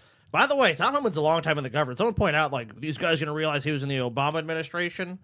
Which is kind of like, yeah, that's the argument a lot of people made of how the revolving door of government, how it didn't really matter what party he was in because they had the same terrible bureaucrats. And Homan kind of just proves that point. Death See threats. you in Jersey. Thanks again, Motley. Yeah, that's cool. Motley missed out on the membership spree. So, hey, Dude, it looks like people are gifting here and there, so maybe want to land on you. You'll get your shit paid forward. Yeah, you never do, you know. Happened to a lot of people during the spree, the last show. Like, I mean, gift, dude, yeah. I like the donor things, Paul, but it's almost to me, it's kind of better if they gift the Patreon or another membership, because then more people get to see the show, and it benefits us and it benefits them. So I kind of like it. Yeah, fucking yeah, name. no, me too. And thanks to you guys doing that, you are going to get a 24-hour Manatee Marathon next month. Oh my God, that is Speaking of that, Paul, I don't know if you have a copy, but I'm putting it out there. If anyone has a copy of Brett's original books, we want them. Yeah, we'll even return them to you. Yeah, we'll return them to you. We'll pay you for it, whatever we got to do. If you can fucking send us a PDF copy, that'd be fine as well. But we want to fucking read some of that shit during that marathon. So if anyone's I own a copy of the latest one, Afterlife Simulation. Okay. That's not the Eternal Undying Love. Yeah, if anyone has any copies of Eternal Undying Love, reach out to us, because we'd love to at least get a PDF copy, because we know for a fact Brett wrote that. I'm going to dig through my shit, because I'm like 50% sure I own a copy of Serpents in the Cradle. Oh. That somebody bought us and sent us during the DP days. So I'm going to look. I'm going to dig through my box of old books. Hell yeah. He has more than 4 books. Question that I think one of the more recent ones is called, it's not recent, it's a few years ago, called Afterlife Simulation. And I would, if I were him, I would have added situation to the end of that. Situation. Afterlife Simulation Situation. A couple of journalists should focus on. We can agree to disagree on that question. Well, wait, you said he didn't take a bribe, but I'm not sure you answered the question. Are you saying that he did not accept the $50,000? George, this story has been covered ad nauseum. He did not. It's been covered ad nauseum. Ad nauseum. Ad nauseum. It's been covered. I don't know why you're bringing that shit up. It's been covered ad nauseum, bro. Ad fucking nauseum over here. Take a bribe. Did he accept $50,000? I'm sure that in the course of Tom Homan's life, he has been paid more than $50,000 for services. The question is, did he do something illegal? And there's absolutely no evidence that Tom Homan has ever taken a bribe. Wait a minute. There is evidence he did it. What? Yeah, that's why it's an issue. They just unceremoniously dropped the charges because he's Tom Homan and the Trump administration's corrupt as shit. Yeah, that's all that happened. I'm There was a recording of him. It actually was funny because the only reason they didn't have the grounds to arrest him at that point was because he actually didn't work for the federal government at the time. It was just the promise, like, when I get in there, I'll do what you want. So they're like, we're actually going to. I'm sure that was the only time that even happened. Oh, right. That's the only time that's ever happened. Of course. Why is working in the administration? I'm asking you, did he accept the $50,000 that was caught on the surveillance tape? Did he accept that $50,000 or not? George, I don't know what you're talking about. Did he accept $50,000 for what? He was recorded on an audio tape in September 2024, an FBI surveillance tape, accepting $50,000 in cash. Right. Did he keep that money? Accepting $50,000 for doing what, George? I'm not even sure I understand the question. Is it I don't even understand the question, bro. You know what a bribe is, bro? Because like, what do you mean? When it was like, hey, when Trump wins, you're going to get favorable treatment in contracts and shit. I'm sure that's what the bribe was about. I mean, why else would they bribe anyone that is even adjacent to the government if it's not about government contracts and government money? Illegal to take a payment for doing services? The FBI has not prosecuted him. I've never seen any evidence that he's engaged in criminal wrongdoing. Nobody has accused Tom of violating a crime, even the far left media like yourself. So I'm actually not sure what the precise question is. Did he accept $50,000? Yes, he has been accused of Honestly, what? George, none of that's true. He's totally been accused of a crime. We know it's a cover up. I don't know the answer to that question. What I do know is that he didn't violate a crime. Violate a crime? Is that how you say that? I don't think that's how you violate say the law. So you don't. What was caught on the tape? You're saying right now you don't know whether or not he kept that money. I don't know what tape you're referring to, George. I saw media reports bullshit, that Tom bullshit, bullshit. Yeah. What tape are you talking about? What tape? Oh, I don't know. I never heard no tape. I mean, can we find the tape? Is it available? I don't know if it's publicly available. I'm gonna go look and see. What is a tape? What is a tape? I don't know. Heard of that. What's a tape? Tape? Homan accepted a bribe. There's no evidence of that. And here's, George, why fewer and fewer people watch your program and why you're losing credibility. Because you're talking for now 5 minutes with the Vice President of the United States about this story regarding Tom Homan, a story that I've read about, but I don't even know the video that you're talking about. Meanwhile, low-income women can't get food because the Democrats and Chuck Schumer have shut down the government. Wow. Right now, we're trying to figure out how to pay our troops because Chuck Schumer Here's an explanation of this, too. On September 20th, 2024, with hidden cameras recording the scene at a meeting spot in Texas, Homan accepted 50,000 bills, according to an internal summary of the case and sources. So this guy's caught on tape taking this. There's hidden cameras. The federal investigation was launched in western Texas in the summer of 2024 after a subject in a separate investigation claimed Homan was soliciting payments in exchange for awarding contracts should Trump win the presidential election, according to an internal Justice Department summary of the probe, reviewed by MSNBC and other people familiar with the case. The U.S. Attorney's Office in the Western District of Texas, working with the FBI, asked the Justice Department's Public Integrity Section to join its ongoing probe into the border czar and acting Director of Immigration and Customs Enforcement, Tom Homan, and others based on the evidence of payment from FBI undercover agents in exchange for facilitating future contracts related to border enforcement. So I don't even know what that's about. What are you even talking about that for? So literally, the FBI recorded this guy taking the money. It's not even just an audio recording. It is literally caught on tape. This guy doing this, and then you have the vice president going, "What? Huh? Excuse me, George Stephanopoulos. Are you crazy? I've never heard of this tape, George Stephanopoulos. What are you talking about?" Oh, by the way, TJ, there is, and everybody else, there is a poll going in the chat on the Onion Nuggets side right now. TJ is a sufficient leashman or the leash cuckold, okay? And it is turning out exactly as predicted, but overwhelming. Get your votes in now. Son of a bitch. Let your, I'll be putting up, I'm going to try and engage with the chat a little bit more. So I'm going to be putting up polls tonight. Okay. I would like to see what you guys think. We're focused on a bogus story. You're insinuating criminal wrongdoing against a guy who has done nothing wrong caught on tape instead taking of a bribe. focusing on the fact that our country is Caught struggling. on tape taking a bribe. Caught on. You know why they're focusing on it? Because it just shows how pervasive and it just endemic to the fucking Trump administration, and the people stacked in the administration are just totally corrupt, totally bought and paid for.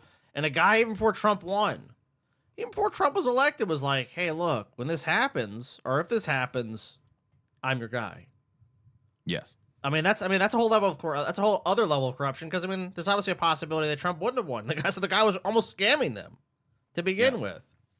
Our government's shut down. Let's talk about the real issues, George. I think the American people would benefit much more from that than from you going down let's talk about the government shutdown rabbit hole. Why don't they just pass legislation that does away with government shutdowns? There you go. How about we just solve that problem once and for all?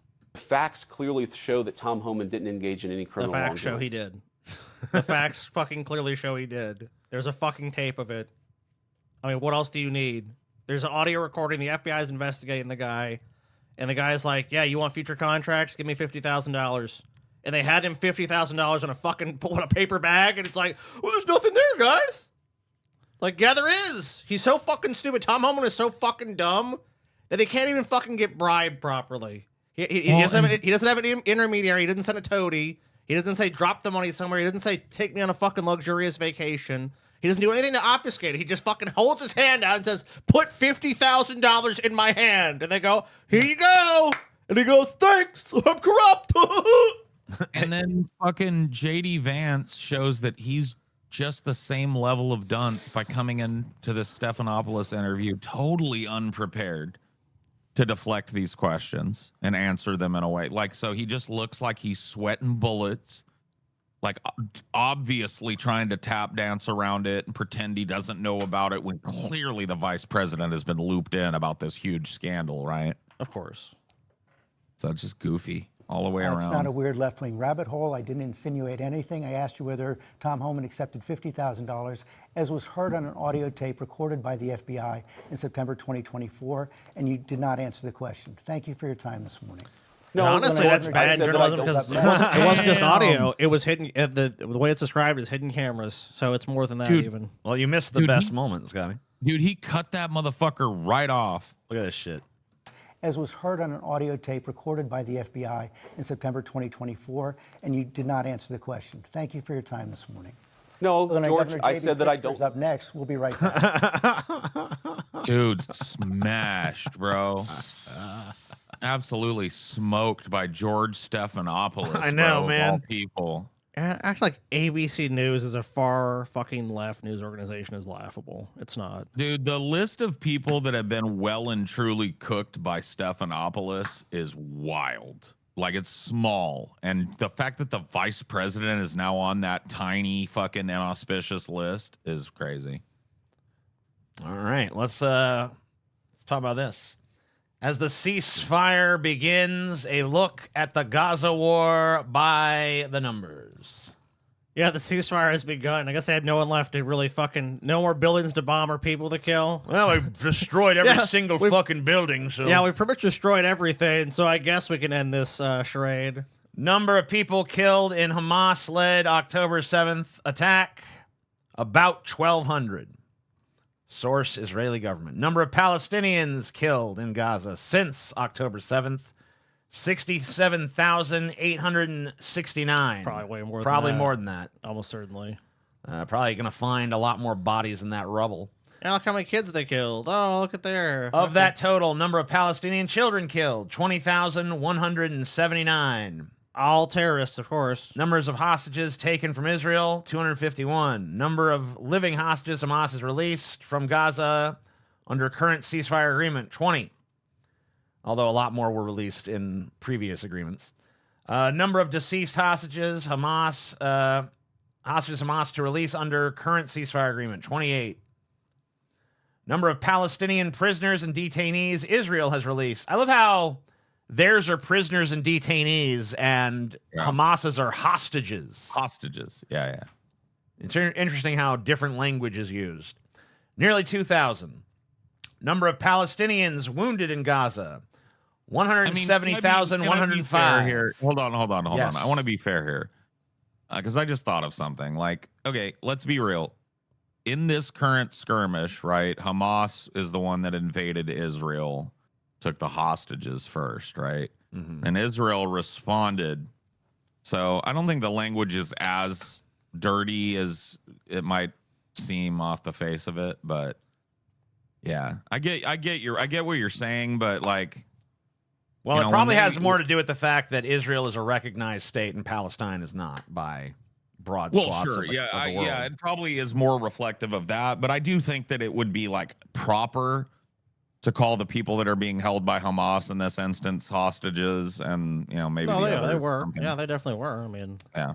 Number of Palestinians killed seeking food aid in Gaza since May 27th, 2025, 2,615. Number of Israeli soldiers killed since Israel's ground offensive in Gaza began, 468. Number of aid workers killed in Gaza since October 7th, 565. So more dangerous to be an aid worker than a soldier. Yep. Insane. Number of media workers killed in Gaza by Israel, 197. Number of media workers killed in Israel by Hamas, 2. Jesus. Number of Palestinians killed by Israeli forces, settlers, and civilians in the West Bank, East Jerusalem, and Israel since October 7th, 2023. That's honest. I never even knew that. They killed 1,000 people. 1,008.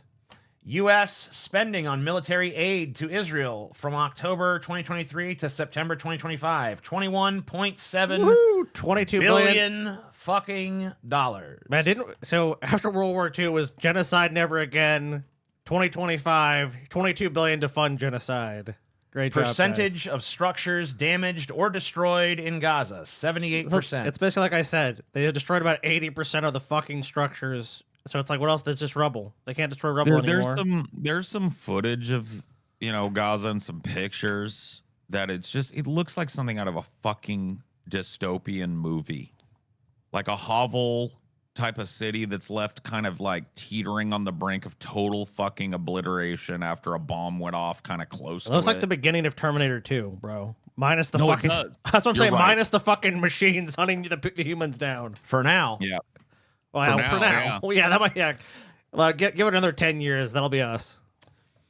Number of heritage sites damaged in Gaza, 114. Percentage of Gaza cropland available for cultivation, 1.5%. Sure, that'll work.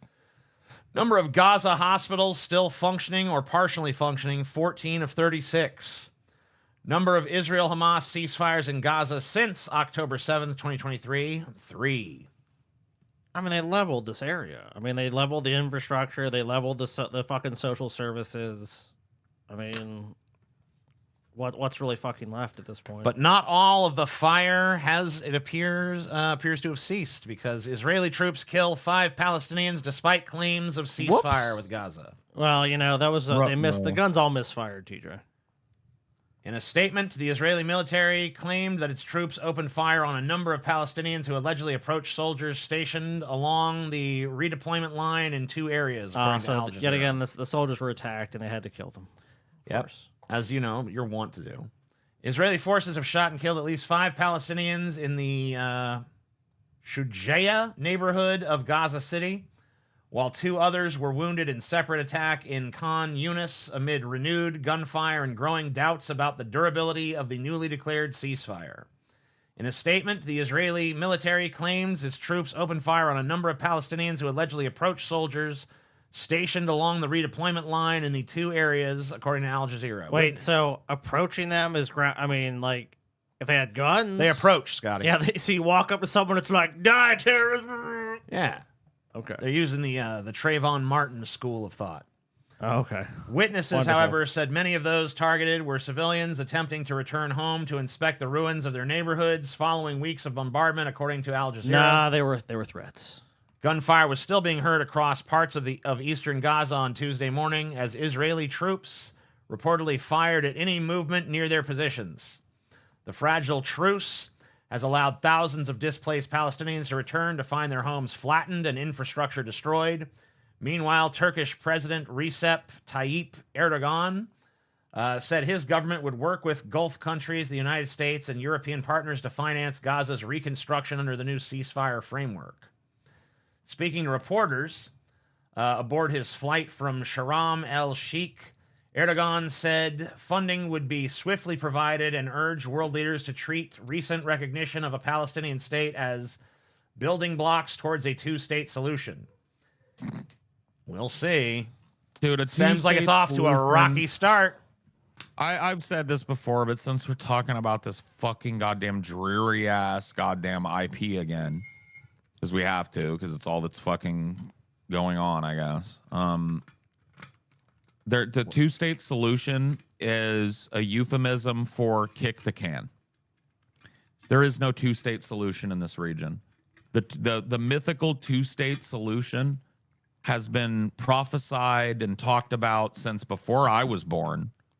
And certainly since I've been politically aware, I've heard it fucking dozens of times. Yeah, it's always been offered. It's always been It the never solution, happened. right? It never happens because you can't have 2 states this close, cheek by jowl, where there's inequality.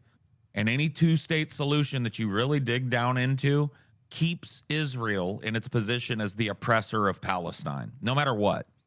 There needs to be a 1-state solution in this region. If your goal, and I say if, your goal is to have peace in the region.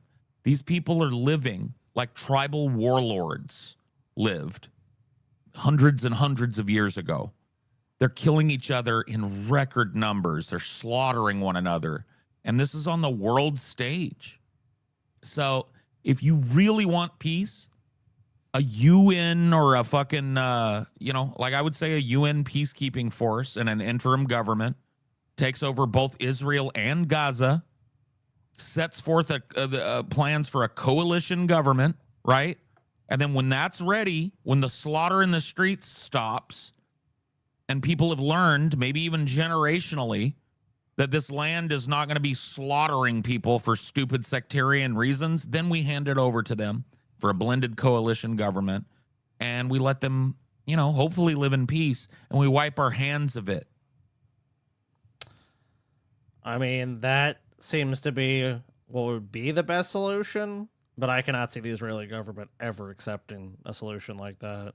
They don't get to accept it. That's what I'm saying. We fund them, like in that article, and I gotta say, dude, not for nothing, I think that article was lowballing the amount of money that's been funneled to Israel. Oh, I don't know if that's easily. just direct money payment. That's but it's gotta be probably more than- that's probably what's been appropriated as far as like recently since the Right. conflict started. I think they've looked into it. I think like over time the United States has at least directly, and not even through intermediaries and the other dark money, but directly given Israel about $400 billion.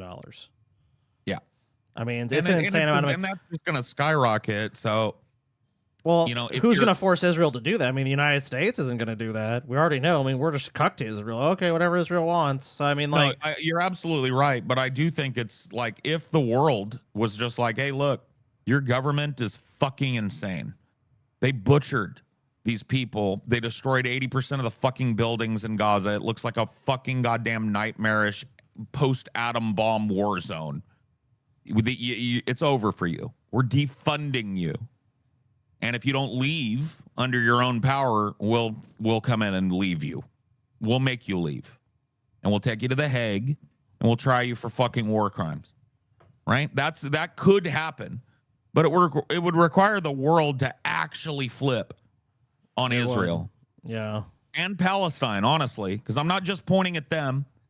Palestine has a foot in this game. I understand that there's like leftists that want to paint Palestine as just the endless fucking oppressed, and they are by Israel, but they've kept this fucking war hot. Not this latest one, right? But they started this latest one. They started this latest cycle of violence with honestly a shocking display of butchery in the streets of Israel. So we can't wash our hands of that sectarian side and just fuck on Israel. That's why I'm a one-state solution guy, because I don't think either side, leadership, people, I don't think either side is prepared for peace. Nor do I think either side, if you look at it from the leadership down, wants it. Yeah, I mean, I think honestly you're right. It's probably just Hamas and these other groups like, let's buy some time. Let's fucking rebuild. Let's try to They're gonna fucking stop. You think Hamas is gonna stop? No. You think Israel is gonna stop? No, they don't even want to. As long as the funding They keeps just coming know in, that right? look, there's a time for peace and there's a time for war, and they both have benefits. And I think that's all it is now. It's recognizing that. I mean, a lot of this war too, being prolonged for so long, is Netanyahu basically wanting, because I mean the government in Israel before this was so politically divided. They had so many elections that were just like the government was basically just gridlocked. They were at a stalemate. Then this stuff happens, and the government has to back the leader of the country because, like, oh guys, we've been attacked. It's like our 9/11. We're at war here. And that really saved him politically for a long time. And then, of course, Trump's election. I mean, Trump has just sucked the guy's dick, give him whatever he wants. I mean, like, I think we're going to have a video where it just shows, you'll see it later if TJ pulled it, where it's just like, yeah, whatever he wants. Give BB whatever he wants. He wants tanks. He wants bombs. Give it to him. It's like we're a massive arms dealer for Israel. It's not just a problem with the Israeli government. Poll after poll of Israeli citizens shows it's a societal rot problem. It is, yeah. Sure. I mean, yeah, I've seen a lot of interactions online where Israelis and Palestinians meet or talk, or even if it's just through like a chat thing, and like the people in Israel can be very vicious towards someone just simply because they're Palestinian. Israel won't reopen Rafah crossing, will limit aid over Hamas's failure to return all bodies. Israel has decided not to reopen the Rafah border crossing between the Gaza Strip and Egypt tomorrow as demanded by the ceasefire deal, sanctioning Hamas over its failure to stand by its commitment to return the bodies of all dead hostages it is still holding in the Strip. Israel will also reduce the amount of aid flowing into Gaza as part of the sanctions against the terror group. The moves come following assessments by Israeli defense officials that Hamas has not made significant efforts to return the remaining bodies of the hostages. Yesterday, the terror group released 20 living hostages and transferred the bodies of 4 dead hostages, with 24 bodies still remaining in Gaza. So, yeah, just more pretext to keep this shit going. Oh, he didn't give us all the the bodies. ceasefire is off to a rocky fucking start. Can I ask a question? When you so there are bodies, right, of hostages that were taken during the October 7th attack, right? Sure. in order to get those bodies back, you bomb and level 80% of the city. Do you expect that there was like a special Hamas brigade that was just carrying all these bodies from place to place and preserving them? Or do you think a lot of those bodies might be under the rubble along with hundreds? If I was and Hamas, hundreds that's of what I'd be thousands? saying. I'd be like, you guys buried those bodies, dude. I don't know. We'll give them to Right. you as we find them. It's like, yeah, those bodies are going to be probably, if they're ever found in the rubble, along with probably another 100 or 200,000 Palestinian citizens. So like the expectation that they're just going to have these bodies on standby is kind of crazy. You guys bombed 80% of the fucking thing. So I mean, what do you you expect? literally leveled their whole fucking city. Yeah. Like, what do you want? I don't know, man. It's fucking kind of nuts. They're obviously not going to listen to any sort of excuses. This is just, like I said, it's just more pretext to continue the violence. Oh, you didn't abide by the terms of the deal. We demanded the bodies immediately. We did our end. You guys didn't. It's your fault. More violence. You guys are way too both sides in this, privileged edgelords. Okay. I mean, you're free to that opinion, I guess. I'm not both sides. I'm one side. Right? Just because I don't cheerlead for Israel or cheerlead for the fucking Palestinians doesn't mean I'm both sidesing this. What I just told you is I'm against both sides of this. I don't think either one of their governments should continue to exist. I think that the international community should step in with a UN peacekeeping force. Are you listening to me, motherfucker? What about that is both sidesism? I'm one sidism. I'm on the side of the world, not being a place where the slaughter that's gone on since October 7th on both sides of this conflict is par for the course. For 2 years now, this garbage has been going on. And it's not really like the slaughter started on October 7th. No, anyway. I mean, yeah. I think someone put in the chat that Israel killed 500 kids before that. I mean, they killed way more than that. They killed journalists. Go fuck yourself, debate lord. Call me. Don't bring your both sidesism. Yeah, it's nuance over here. It's nuance. It's not both sides. No one's fucking cheering genocide on the. Oh, Israel's got some good points over that stuff. It's like no one's saying that. No one's fucking pretending that. Yeah.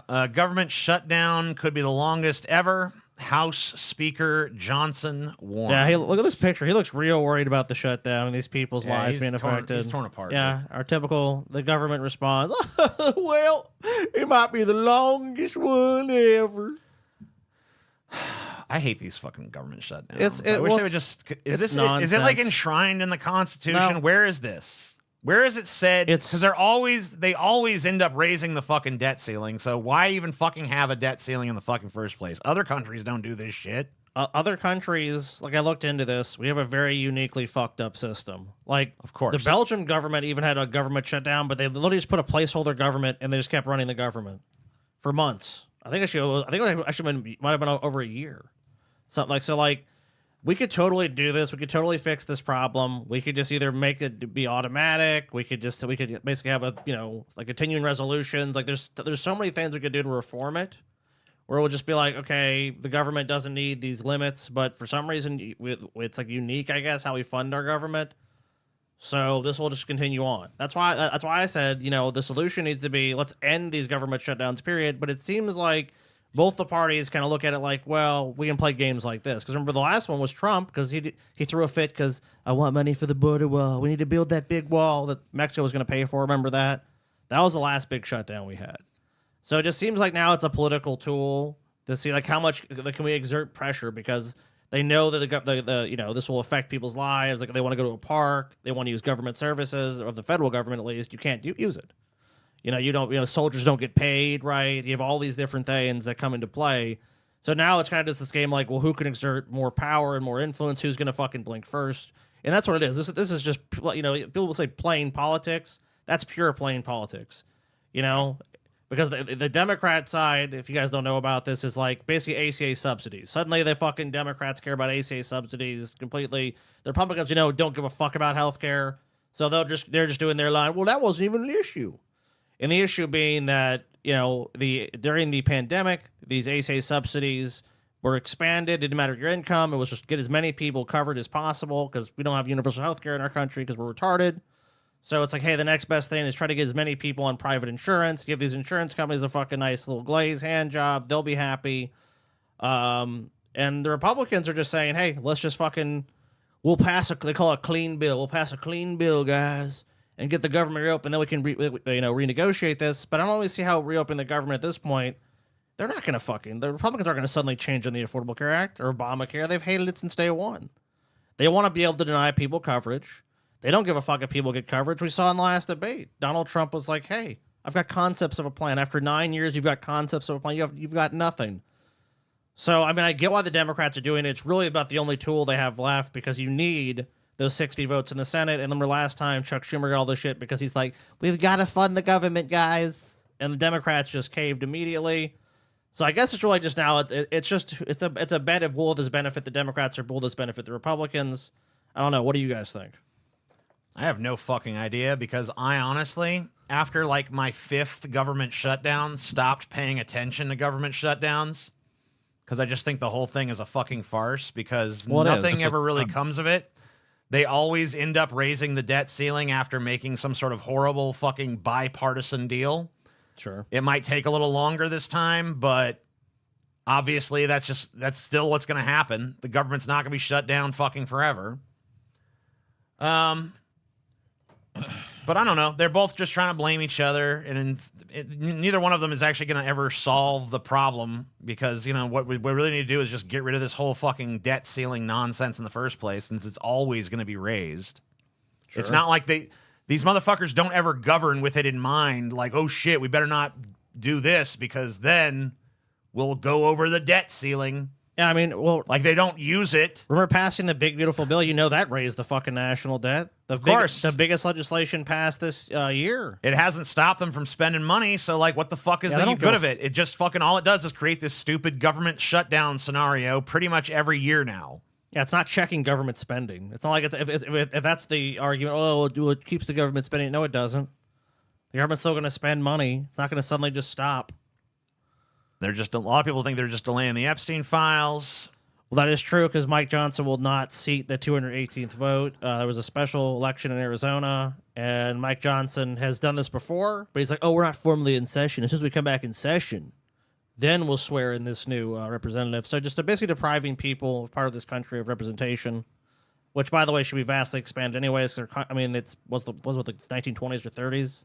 Last time they expanded the House of Representatives. Might even be longer. Might be the early 1900s. Anyway, they're saying they won't negotiate with Democrats until they hit pause on their health care demands and reopen. So, retarded. Obviously, that's not going to happen. Standing alone at the Capitol on the 13th day of the shutdown, the speaker said he was unaware of the details of the thousands of federal workers being fired by the Trump administration. It's a highly unusual layoff. Widely seen as a way to seize on the shutdown to reduce the scope of government. Vice President J.D. Vance has warned of painful cuts ahead, even as employee unions sue.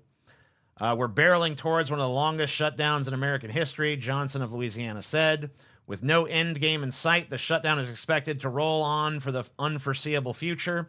The closure has halted routine government operations, shuttered Smithsonian museums and other landmark cultural institutions, and left airports scrambling with flight disruptions, all injecting more uncertainty in an already precarious economy.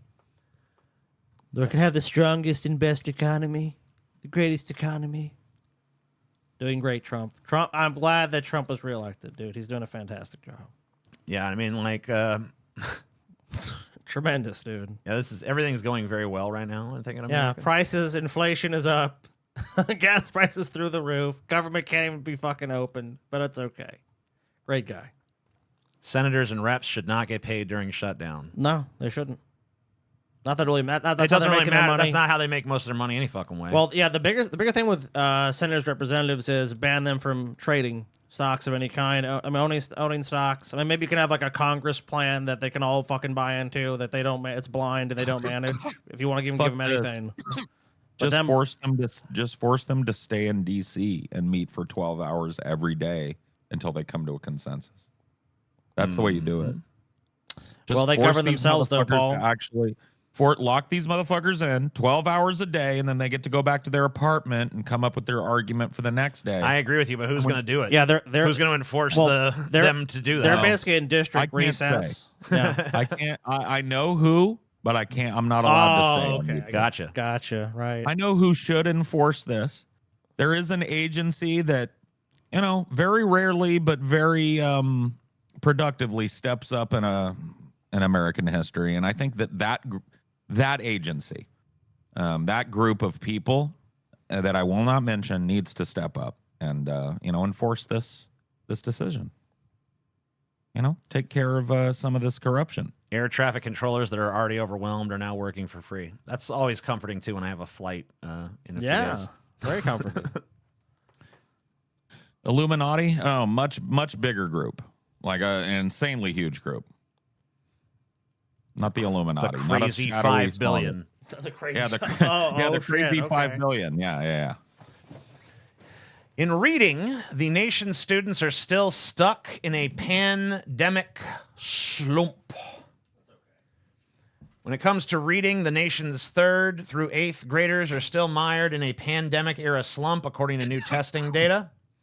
In math, the news is only a little more heartening. Student achievement in those grades either held steady or improved slightly, though all grades remain behind performance levels of same grade students in 2019.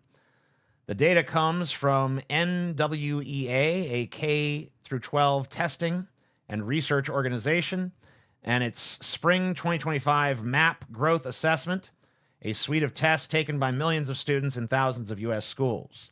Math is crawling back, however modestly, but reading isn't budging, says Karen Lewis, Vice President of Research at NWEA. I know people want this chapter to be over, but these data remind us that it isn't. Looking away won't make the problem disappear. It means accepting these outcomes are permanent. That is not an option. NWA is also unveiling a new tool that will be publicly available, a performance dashboard meant to help school leaders and policymakers understand how their students are faring compared to a broad representative sample of the country. There's little good news in the spring of 2025 reading scores. They show slight gains made across grade levels in 2022 have been erased, with students across grade levels mostly performing at or even below pandemic-era achievement lows. In short, students from 3rd through 8th grade are still performing worse than students in the same grades in 2019. This stagnation is consistent regardless of race/ethnicity or school poverty level, NWEA said in a press release. And then they go on to say that math scores have rebounded very slightly.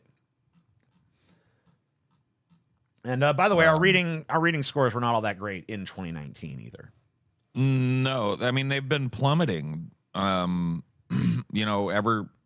since the pandemic. I mean, that's when they really started to sound the alarm bells about this. But reading, and like even more important than reading, because I would like to dig a little deeper into this if this sure. thing sourced a little dig better. Dig as deep as you want. Well, as far as I don't have the numbers, but I want to know what they're talking about when they're talking reading, because there is functional phonics, right? Mm-hmm. So that is being able to sound out the cat and dog do blah, blah, blah, right? Yes. There's that. There's functional phonics, and then there's reading comprehension, and then there's media literacy. Those all three of those things encompass reading from an educational standpoint, but this might just be talking about functional phonics. And if that's the case, it's ignoring over half the problem. I'm trying to find this the actual scores here. Right. Mm-hmm. It's not even really the scores. I'm talking about, if this is just talking about standardized testing showing it is decline, right? That's one angle on it. That's only one angle on it. Like, we're talking about a compound problem where people that are in school, people that aren't in school. I mean, we've graduated 3, full graduate classes at least over the last 3 or 4 years that are completely and utterly illiterate. Functionally illiterate is what we'd call them. They might be able to sit down and sound out a very simple thing and comprehend a very simply written document, but anything above the 4th or 5th grade level is incomprehensible to them. They have to have somebody read it to them or explain it to them. And that's insane. It's like, So they're unacceptable. using what's called the RIT scale for this. Let's see. The RIT scale reading scores are compiled using an adaptive computer-based test that adjusts the difficulty of questions based on the student's answers. The final RIT scores represent the difficulty level at which the student is likely to answer about 50% of the questions correctly. Well, like, at least in modern schools, my experiences, they have these different programs, and the kids go level by level until they basically, you're supposed to have mastery of reading. Yeah. So basically, like, so it's like, you know, you get level, like, whatever, level 1, level 2, level 3. Then you have, like, but it's actually done a little different. It's like your level orange, you know, then when you get to whatever level it is, then you're your top level. Honestly, though, it really depends on the school district and stuff. Because at least I guess like this anecdotal is that when I ask about that and how school stuff is going in my personal life, it's usually there's like, I'm told there's a couple of kids that can't really read, but most kids can. But then you'll see stuff where it's like a lot of kids can't read. So I don't know. I think it just varies wildly. But there is, I think a bigger thing is for young people, especially in the schools, is just how much brain rot is so fucking pervasive in schools now, and just culturally for these alphas. You know, Well, where it's like they don't really put. Oh, go ahead, Paul. I was just gonna say we've reached a point where functionally you don't have to read anymore. You don't Yeah, really a lot of have times, to. yeah. Oh, yeah. You just talk to your phone, just plug in some crap into your phone and have an app do everything for you. You don't have to read a map. You don't have to read the time because it's just there in big bold numbers, and your phone reminds you of everything. And I'm not trying to blame everything on technology, but I do think technology has replaced the need for people to read in order to function in our society. And that is why we're seeing such a decline. I don't really blame it all on education. I blame it on parents, because parents are the most fundamental. Like, if you read anything about education, parents are the first and last stopgap for a child when it comes to reading. If you're not reading your child and you're just hoping they get it in school, your kid can't read as well as they should be able to. Yeah. And they're going to graduate. They're going to graduate below the line. And that's not up to the school. The school can't force parents to sit down and put their kids on their knee, you know what I mean, or read to them every night. But that's what needs to be happening. Not only that, but working with them on phonics and teaching them to read. Yeah, it's not so just the these scores are partially based on phonics and partially based on comprehension of material. Yeah, Well, they'll do things like just like nonsense words, just to see can you figure it out? Can you figure out how to sound a word out? Yeah. So I mean, the scales, they do test quite extensively on that. But you're right too. I mean, a lot of the kids that struggle, it's like I don't think that anyone reads them or encourages them to read. It's kind of just viewed as like, who cares? It's not really that. Well, and like or also, like I said, they'll do it at school. Oh, that's what school's for. It's one slice of the problem, because it's looking at this test from this year, right? And these kids. Never mind the fact that those kids were raised by another generation or another, class of illiterates. And then those, now we're going back 2 steps where it's like mom and dad can't read. Grandma and grandpa really can't read all that good. You know what I mean? And like that's generational illiteracy, and that's like medieval. There is There a are Canadian. Sorry, Paul, I didn't mean to interrupt you. Go ahead. No, go ahead. Krista Valancourt was just saying there's a Canadian study from a few years ago that claims 42% of Canadian adults are functionally illiterate. I believe it. It's like, dude, It's way worse. It becomes like it almost becomes a class division, because I think you're gonna have people like that are gonna be really good at reading, really good at math, top of the line with all that, and then you're gonna have, like we said, like 40-50% of the population that doesn't know shit, can't read, can't really do math, can barely manage their life in a modern society. So it's like that's gonna have a profound impact on the world if half the population can't fucking basically read or understand most basic shit. No, it's insane. And it's going to get worse. And the sad thing is, it's not just society at large and these jobs and the things that people need. It's like those aren't the only things that suffer. It's people's ability to engage directly with the government, use their vote intelligently, be aware enough of world events to take a stand against things, and to have a philosophical backing that you can fucking think about all the stuff that you wouldn't have if you could never read the thoughts of other people. I mean, it's absurd. True. Right? Yeah. It just absolutely stunts you as a human being. No, I completely agree. I've seen that level of ignorance firsthand, and it's like there's people that you know are going to grow up and they functionally just completely blissfully unaware of what's going on in the world. And if you even bring, even it's brought to them, they're kind of just like, I don't know, or they're just like, who gives a shit, or that's not, or they just have a reflexive like, what have I been told about that by people around me? This is my opinion. So you're right. You're gonna have a lot of people that are just gonna nod their heads and go along. So they just don't know the difference. Okay, yeah, that's right. That sounds good.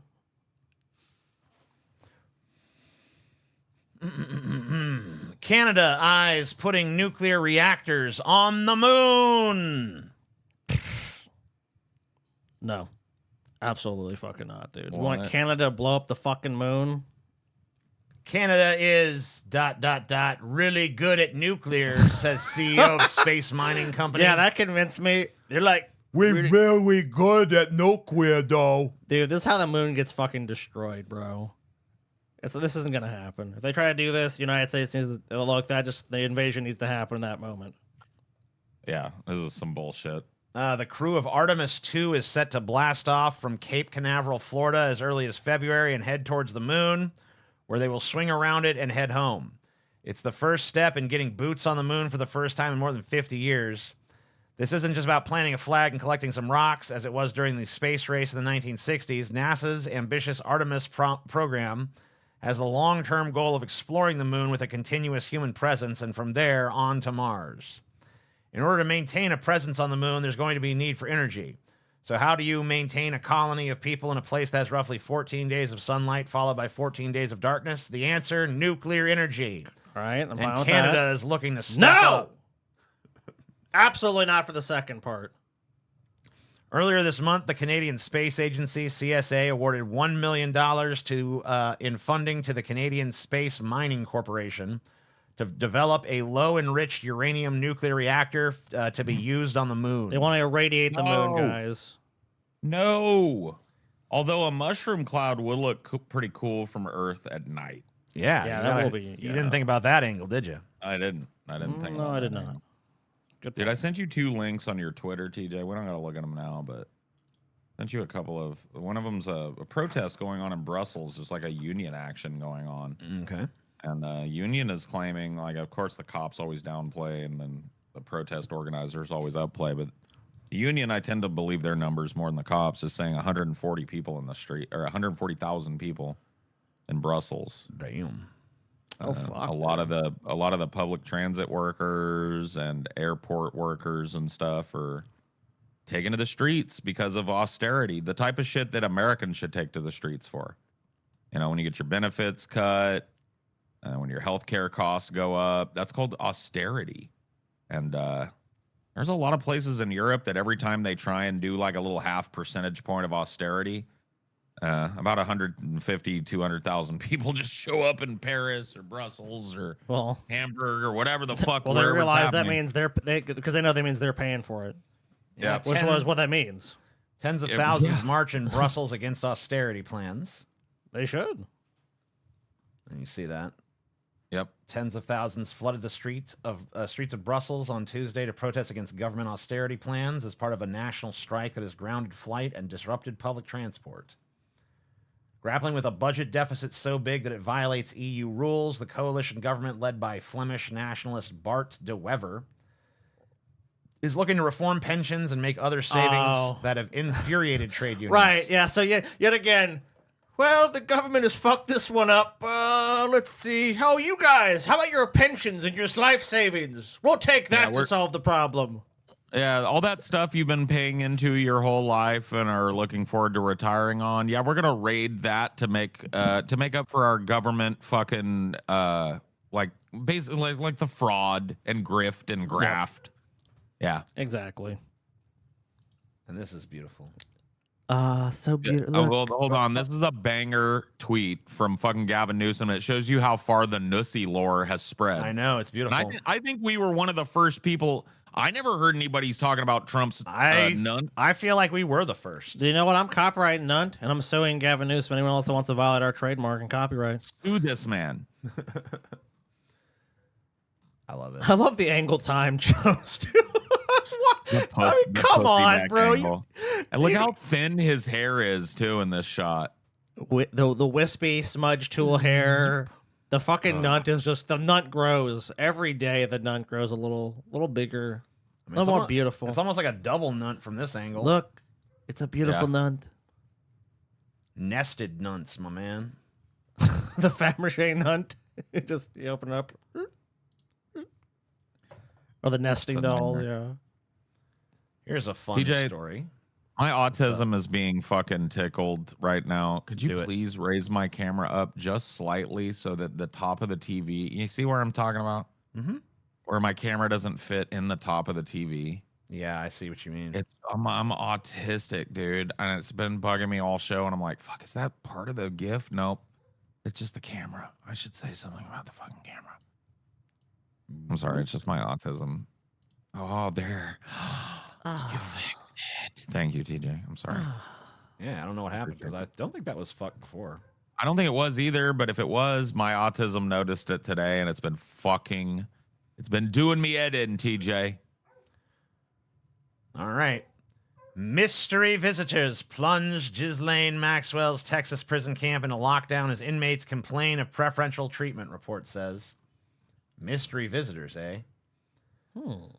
Ghislaine Maxwell's unexpected arrival at a cushy Texas prison this August has left other inmates unsettled, with some claiming it seems she receives preferential treatment, according to a report.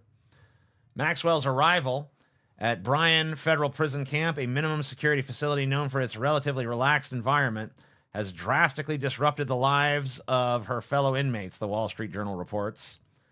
On a weekend in mid-August, not long after her arrival, inmates at the prison were forced to stay indoors during their usual outdoor time as Maxwell met with several visitors in the prison camp's chapel. People familiar with the matter told Wall Street Journal. The arrival of the 63-year-old former Jeffrey Epstein associate, who was convicted in 2021 of trafficking underage girls for the by then deceased financier, has led to more frequent lockdowns, more armed guards on campus, and other changes at the prison, according to the report. Current and former inmates are at the usually docile prison, also home of Theranos founder Elizabeth Holmes and Real Housewives of Salt Lake City star Jen Shah, said it seemed as though Maxwell had been receiving better treatment than other inmates. A majority of the inmates held there have committed white-collar crimes and face shorter sentences, or have served a larger portion of a longer sentence and are considered at low flight risk. Because of this, Federal Prison Camp Bryan is known as being relatively low security, with any of the towering fences, barbed wire, or high-security cells found at stricter facilities. Basically, if you're rich, you go to one of these. That's where a lot of these rich fucks end up, these prison camps. The Bureau of Prisons typically prohibits sex offenders from serving time in such prisons, though they can be admitted under a special waiver, according to the report. Maxwell, who was handed down a 20-year sentence in 2022, has the fourth longest remaining sentence out of the prison's 600 inmates.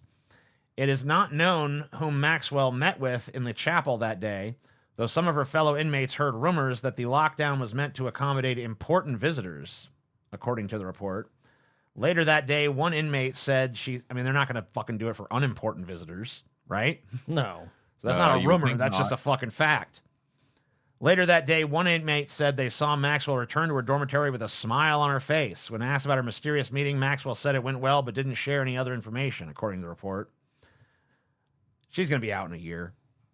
Yeah. Think so? She's going to be out in a year.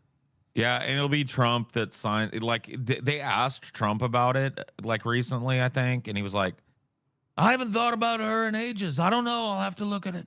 They asked him, like, is there going to be a pardon for Maxwell, to Ghislaine Maxwell? Ghislaine Maxwell.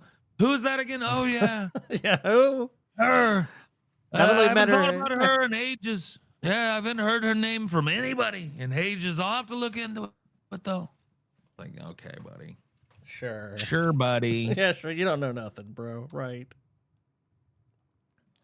Meanwhile, less than a week later, the Department of Justice released a transcript of an interview Maxwell had with senior official Todd Blanche weeks earlier in July. During the interview with Blanche, Maxwell said she had never seen President Donald Trump do anything inappropriate or illegal with Epstein back when they were friends. Jeffrey was evil himself, but Donald never. Soon after, she was transferred to Federal Prison Camp Bryan. Wow. Wonder what the price for that interview was. Oh, yes, Donald Trump, no. Innocent as innocent comes. Mm-hmm.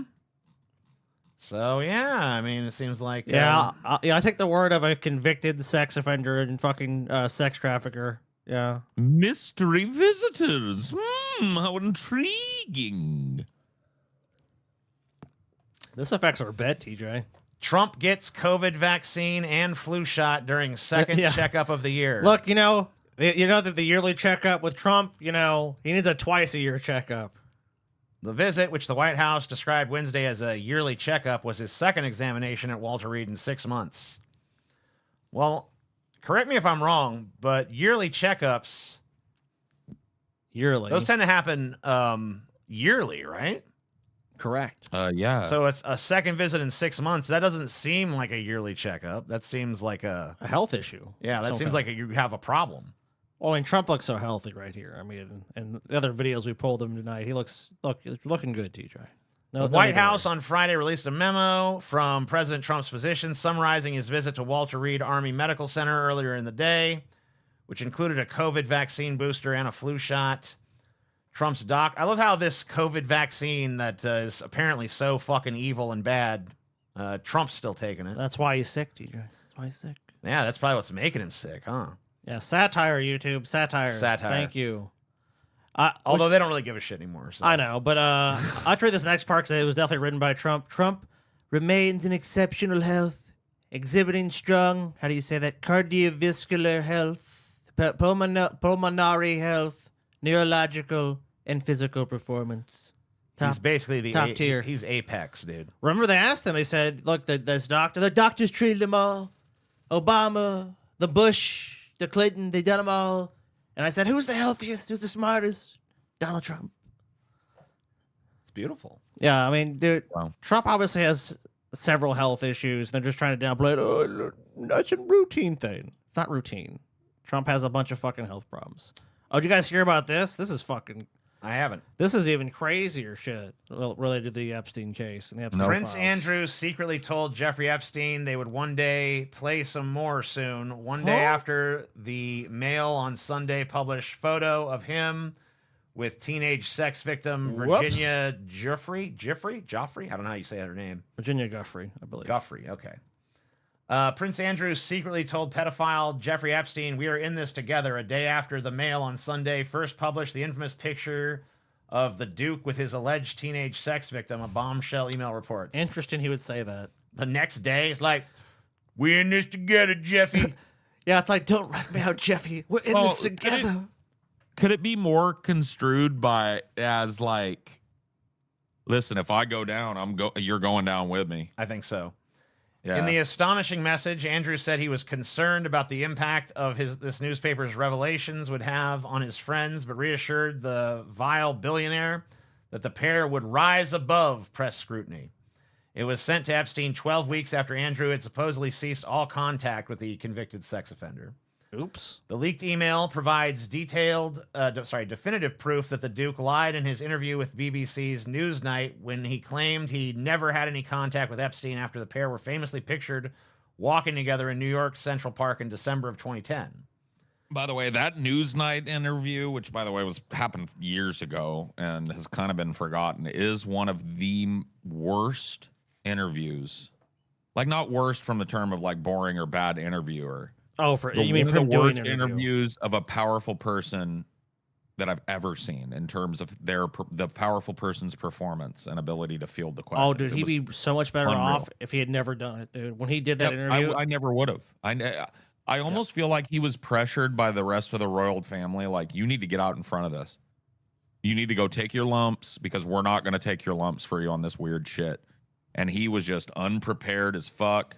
He went in there. He was just obviously lying. Just obviously. And the lady was just like, they're different over in the fucking, like, there was no glazing. She just, like, called him on it. You know? I think they might even show it. There might even be a clip of that if you go. Yeah, I think it's that. Yeah. Was that visit, December of 2010, the only time you saw him after he was convicted? Yes. Did you see him or speak to him again? No, that was that. Funny enough, 2010 was it. That was it because I went. Well, first of all, I wanted to make sure that if I was going to go and see him, I had to make sure that there was enough time between his release, because it wasn't something that I was going into in a hurry. Right. But I had to go and see him. I had to go and see him. I And had to stay with him and stay in the house. I of a could convicted easily have sex gone and offender. stayed somewhere else, but sheer convenience of being able to get a hold of the man it was more convenient to go back to the island. So Right. getting him in one place for a period of time to actually have a long enough conversation to say, look, these are the reasons why it was most convenient to go to Epstein Island. You see? He has a stutter, Scotty. Don't mock his stutter. But of course, teacher, I'm really sorry. Apologize that I had to go to Epstein Island. Thank you. I mean, it's how fucking guilty. This dude is like textbook guilty. Dude, that I Go back. There's some recommend, quotes too. You should go find that interview. Anybody out there that's interested, it's about like an hour long or 45 minutes or something, but it is worth the watch, because what you just saw in terms of him squirming on the hook, dude, that's not even one of the worst moments. It's just the relevant moment right now. Yeah, because it's been proven Yeah, to be false. So February Yeah. 28th, 2011, he wrote to him, "I'm just as concerned for you. Don't worry about me. It would seem like we're in this together and we'll have to rise above it. Otherwise, keep in close touch and we'll play some more soon." Huh. What could he mean? What could he mean? We'll play some more. They're gonna play some handball or Yeah. some I heard rugby. that they really are into backgammon. Some rugby. Yeah. Sure. Looks like he plays a lot of sports. Madagascar's president has left the country after Gen Z protest, officials say. So first Nepal, I guess Madagascar is the next Gen Z revolution spot. Did they do it on Discord too? I don't know. I fear that we pulled the story though. They might have done it on Discord. Let's see. Great communication tool. Oof. Antananarivo. Where? I don't know. Dude, put that into Chat GBT and have it. You know what, TJ? I want a proper pronunciation. All right. Antananarivo. Antananarivo? That's my best guess. Madagascar's president, Andre Rojalina? I don't know how you say his name. Oh my God. Let me try and help you. Okay, so Madagascar's president, Andre Rajoelina is well, yeah, you're probably pretty close. Has fled the African nation. The head of the opposition, a military source, and a foreign diplomat said on Monday, the second time that young protesters have toppled a government in just over a month of worldwide Gen Z unrest. Oh, look at this now. All right, TJ, the opposition. Oh my God. TJ, what is the name of the opposition leader? His name is Sateni. Yeah, Sateni what? How do you... Sateni, I believe, is his only name. Sateni R. Sateni what, TJ? Sateni Randriana Soloniaco. Oh, of course. Jesus. Fuck, it's a long name. Why do you need 20 syllables in your fucking Dude, that's name? my name. I forget how to spell my fucking name if that was my last name. I'm like, I don't know, dude. I don't know my own name. I'm Anyway, sorry. leader of the opposition in parliament told Reuters that Rajoelina left Madagascar on Sunday after units of the army defected and joined the protesters. Oh, shit. I guess you That's better a pretty leave. good sign. You should Yeah, leave. yeah. He's like, I don't want to get my head blown off, so I'm fleeing the nation. We called the staff of the presidency and they confirmed that he left the country, he said, adding that Rajoelina's whereabouts were unknown. The president's office did not reply to requests for comment. In an address to the nation broadcast on Facebook late Monday, Rajoelina said he had to move to a safe location to protect his own life. He did not disclose his whereabouts, but appeared defiant, saying that he would not allow Madagascar to be destroyed. The diplomatic source said after the speech that Rajoelina was refusing to step down. Well, when you flee the country, it's I think kind if of you- hard. Yeah, like you could just...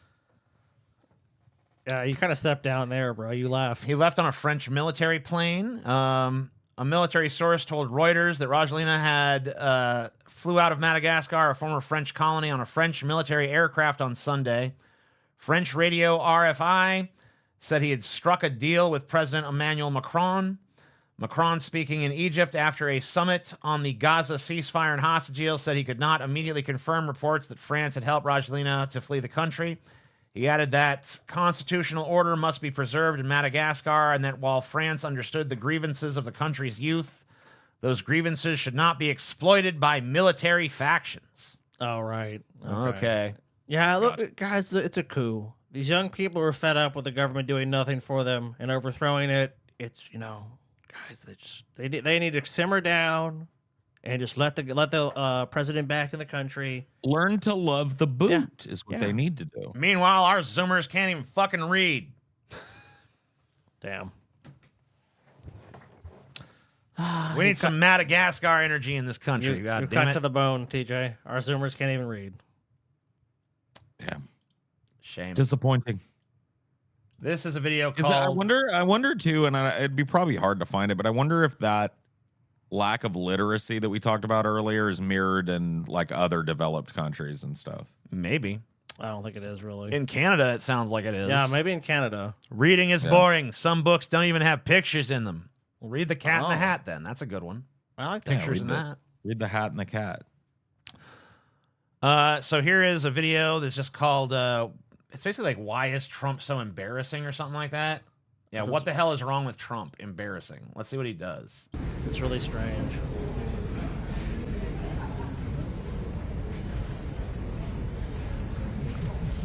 Look that way. There's a camera. I don't know, Trump looks very healthy, very strong. Look at him pulling, like the way he keeps like pulling Macron back in. Come here. I like you. Come back. Yeah. Weird. That's a fake ass 80s power move, Gordon Gekko type of move, Come here. Yeah, come here. He doesn't realize that it doesn't look good coming from a dude that we all know has a liquidy dump in his pants. Well, yeah. So.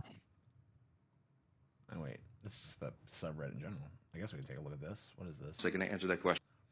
So this is a reporter. We've seen images out of Chicago of federal agents shooting faith leaders with pepper balls and arresting journalists. Where's the limit for you on what's acceptable conduct by federal agents?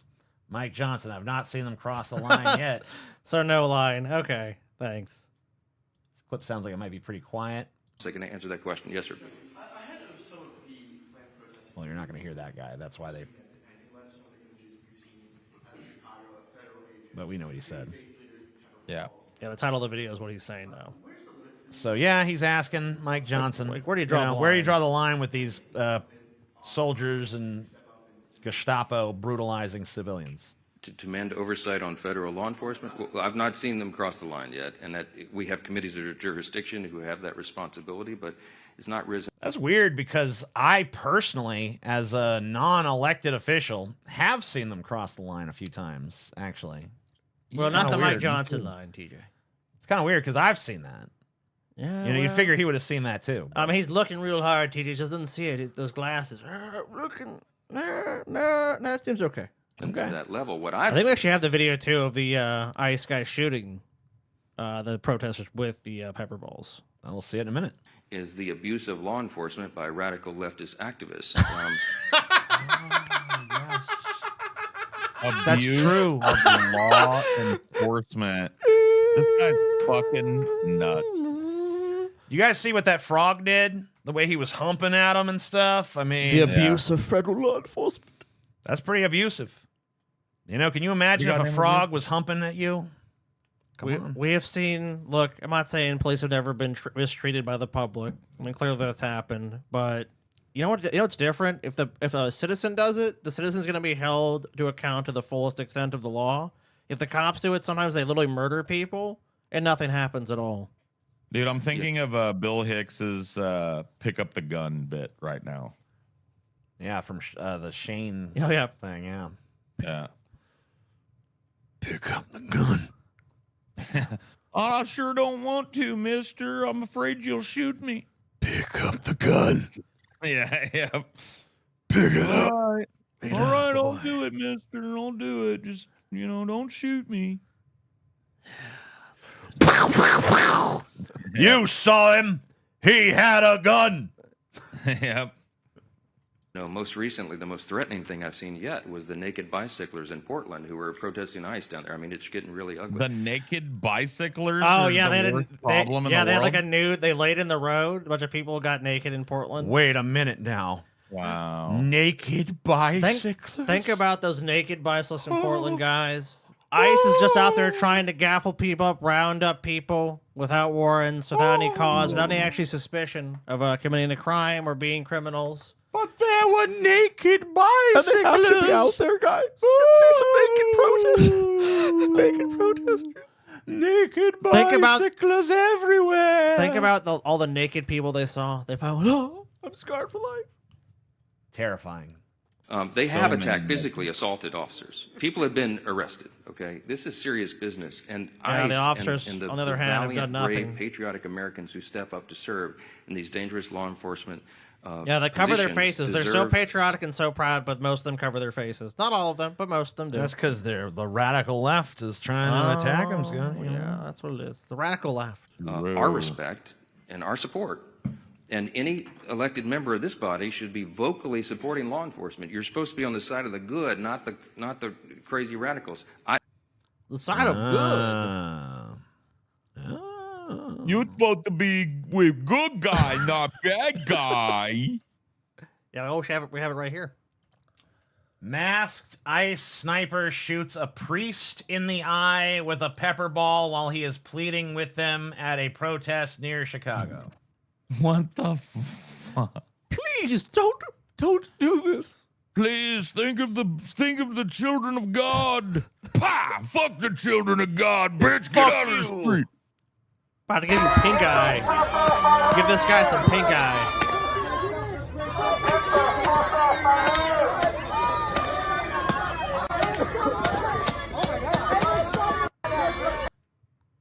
Awesome.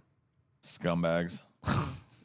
Have they gone too far? Nah. You see those guys on the roof that they cannot be reached from the ground? And I haven't seen him go too far yet. I mean, when they and you look at him. You can't see it here, but he's got a fucking Uzi in that hand over there. You see that? It's about to pop out and fire at him.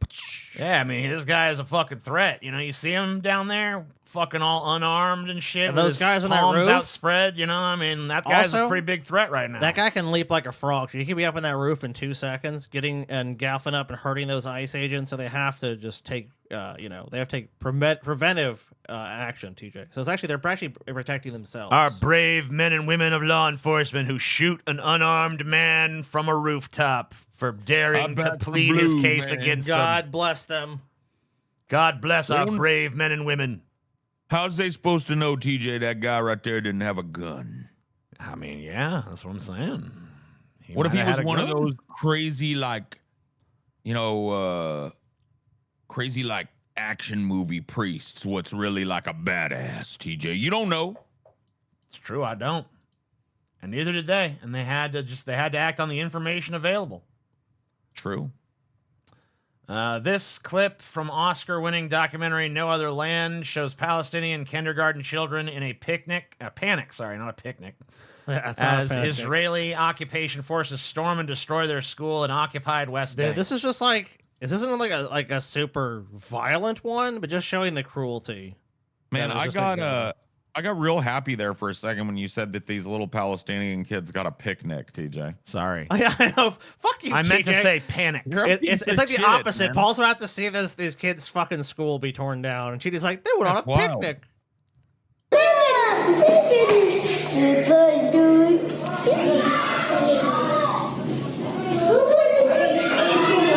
What will happen? I have no soul for 1,000, Alex. Okay, yes. Look at these kids going to school. Now, no longer. Let's tear the school down. Well, I'll tell you what will happen. Bad things will happen. Let's see. I'm going to extend this display a little bit here. I mean, just double plus on good dude, things. just some of these people, man. Like, I just don't know. How do you get that assignment? Like, let's go tear down a fucking kid's kindergarten. And that's like, you're like, yeah, what a way to spend the day, guys. I look forward to it. Oh, what fun. I guess these guys have no problem with it, though.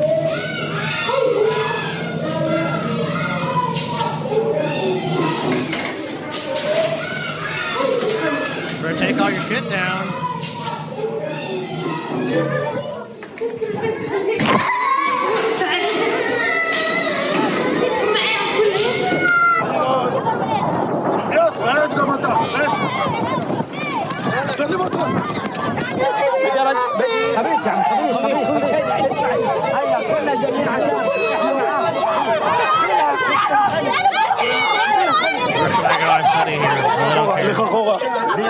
Get back. I'm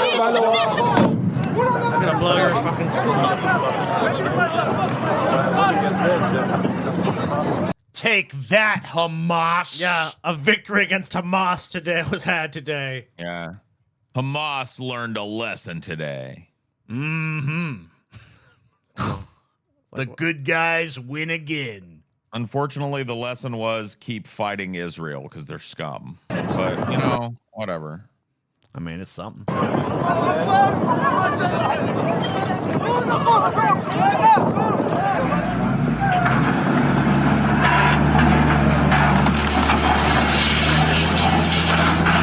I mean, you just can't make these guys up as fucking villains, dude. Let's go.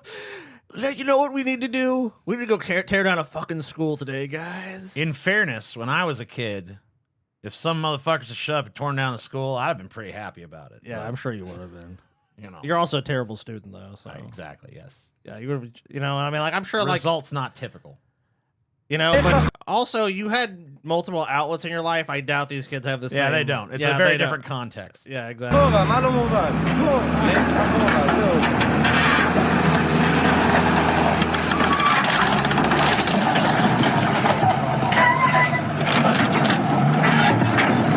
So, why was this necessary again? Scum fucks. That's why. Terrorism or something? Terrorists. Yeah, like- Hamas was hiding terrorism stuff in the school. Yeah, you know TJ. what? Their terrorists came from that school that you might have been using as a base of operations, TJ. The best way to keep them safe, tear the school down. Yeah. No more deprive them of a place to have their operations take place. Okay. I mean, no, not really. It's that's abject cruelty. That's really what it is. Let me ask you this, TJ. Average Hamas fighter somewhere between 22 and 25. What would those Hamas fighters have been 10 years ago, TJ? Oh, yeah, that's true. And, you know, Children. let me ask you TJ. this, too. You know, Yep. and someone from the Yep. chat just pointed this out, you know.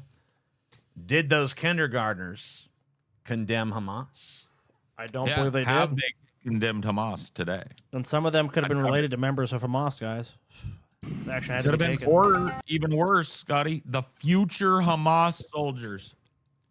What about the You know? leaders of Hamas? One of those kids can grow up, Paul, become the leader of Hamas, dude, and kill people in Israel. You got to nip it in the bud, dude. You know what, dude? I got to be honest with you guys. One of those kids could have been a midget masquerading as a child and leading Hamas. Whoa. Yeah, no one would ever suspect. Yeah, you never, ever.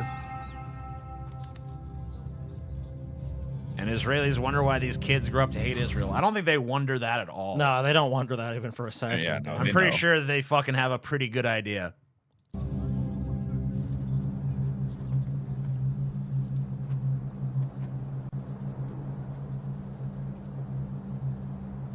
At this point, why should we? I don't know. Yeah, I can't think of any compelling reason. All right. The dog saga continues. Oh no, the remote that is Hassan shocking his dog saga. Oh shit. Hassan notices shock dog collar remote on his stream. That's what this one's titled. Let's see. Yeah, I guess there's an The angle wide you can shot. see it. Boom. Yeah, so it's right there. Yes, we can. Hi, Jack.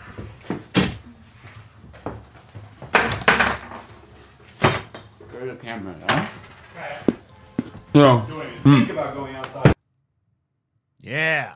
Take that, dog. Was that compelling evidence to anybody of dog shock collar happening?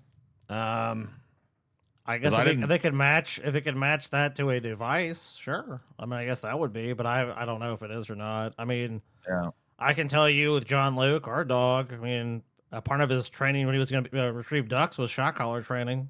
I mean, it's not like you shock. I mean, So Scotty, while Hassan hides the fact that he's shocking his dog on the regular, Scotty just comes around the show and just admits it. We never used it like inside like that. Brutal. Though. Yeah, we don't. You don't really. I've never heard anyone using it in the way. If he is using it, I've never heard about anyone using it like that. I don't like Hassan, so he definitely did it. Oh well, there you go. I mean, hey, isn't that how most people believe? At least that person is admitting like why they think what they think about it. A lot of people are trying to pretend like they're some kind of fucking expert on this shit, and I just don't get it. Yeah, it's like either you just you don't like him if he's using a shot collar, so it doesn't really matter. You just don't like him to begin with. So yeah, I don't really care. So Victoria Beckham says it's not their fault. Her 4 kids with David Beckham are nepo babies. I mean, I feel sorry for these kids that are considered nepo babies. The kids are simply the kids of their parents. It's not their fault. Give them a chance. Yes, these poor children. Okay, what's going on here?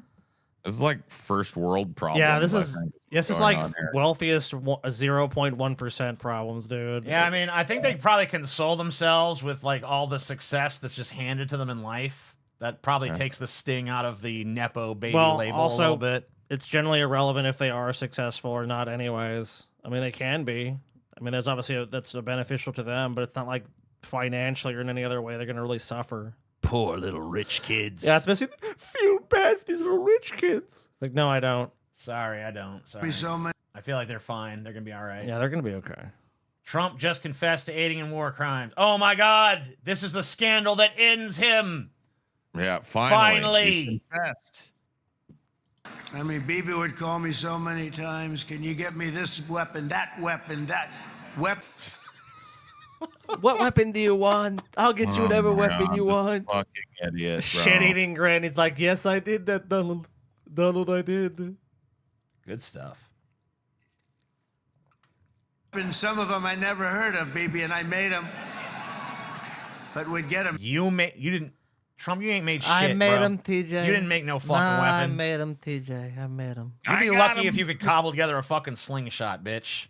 I made them. Here, and they are the best. They are the best. And but you used them well. It also takes people that know how to use them well. And you obviously used them very well. Obviously. Yeah, you used them well to genocide all those people. Did a good job on it. Real nice. But so many that Israel became strong and powerful, which ultimately led to peace. That's what it was. Peace. Peace? Yes, peace. They became so strong and so powerful. So peace. Powerful. Peace broke out right after that. Powerful people. Wow. I'm absolutely. My mind has changed on this whole thing. I know. They became so powerful. Did you hear that? That's beautiful. They became so powerful that they made peace. I know. You know what? Another way of saying that is might makes right. It does. You know? Yeah. I've heard that. Yeah. That's what led to peace. It led to peace. A lot of peace. Good job. BB looks like, all right, at least he didn't fuck it up too bad. You know? Yeah, like I expected worse. Yeah, it could have been way worse.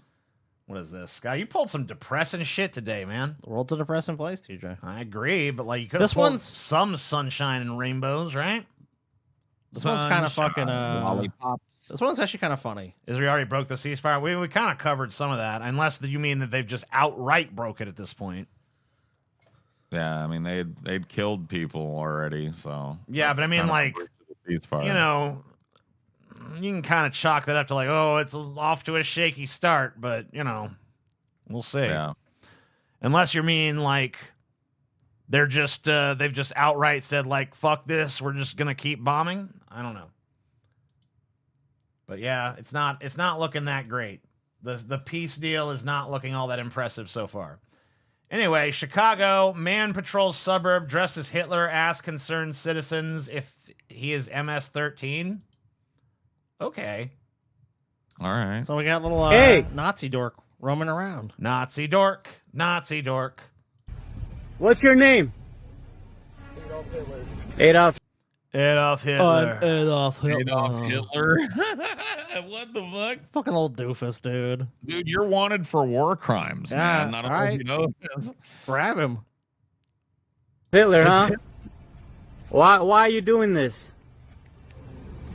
Mexicans and Jews. I love how casual his Mexicans and Jews. Mexicans and Jews. That's why I gotta do it. You know, Hitler had some pizzazz, though. You know, you did. can't just be like Mexicans and Jews. You're like a lazy stoner Hitler. Yeah, You're gonna be Hitler. Fucking go all out. This is a bad Nazi. This is not you that gotta good of be a Hitler. real- And like, I got to be honest with you too. This fit, Hitler wouldn't have been caught dead in this fit. No, Hitler It's had horrible. a little style, a little bit. Yeah, I'm not saying Hitler never had a fashion faux pas, but like, come on. come on. Mexicans and Jews? What about Mexicans and Jews? No, you guys are the illegal immigrants. You need to read a book. You need to be educated before you make assumptions like that and you do some stupid shit. Huh? Sure. Yeah? Where do I live?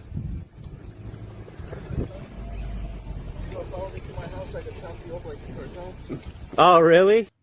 This more like a fucking circus ringmaster than Hitler, like that fucking hat and shit. I need to go LARP around as a Nazi. American fascism is so fucking I know, lame, it's dude. so low rent. It's so, It it's is so low pitiful. Like, we need to fucking do better than this. I mean, guys, if we're gonna be a fascist country, like, come on, we got to do better. Like that military parade with the squeaky tanks and the fucking bad formations and the lazy marching, like that was dog shit. That was Our horrible. our great leader is a mumbling, bumbling moron. Our foot soldiers are fucking dorks. Like, come on. Yeah, this isn't working out for America. Look, we're trying this, and it's not going well. It's not working, guys. Like, we need to come up with if we can't do. I mean, like, look, if we're gonna do this, let's do it fucking right. For fuck's sake. Because this is just embarrassing. This at dude this with point. the Spirit Halloween Hitler costume is not doing it, dude. Yeah.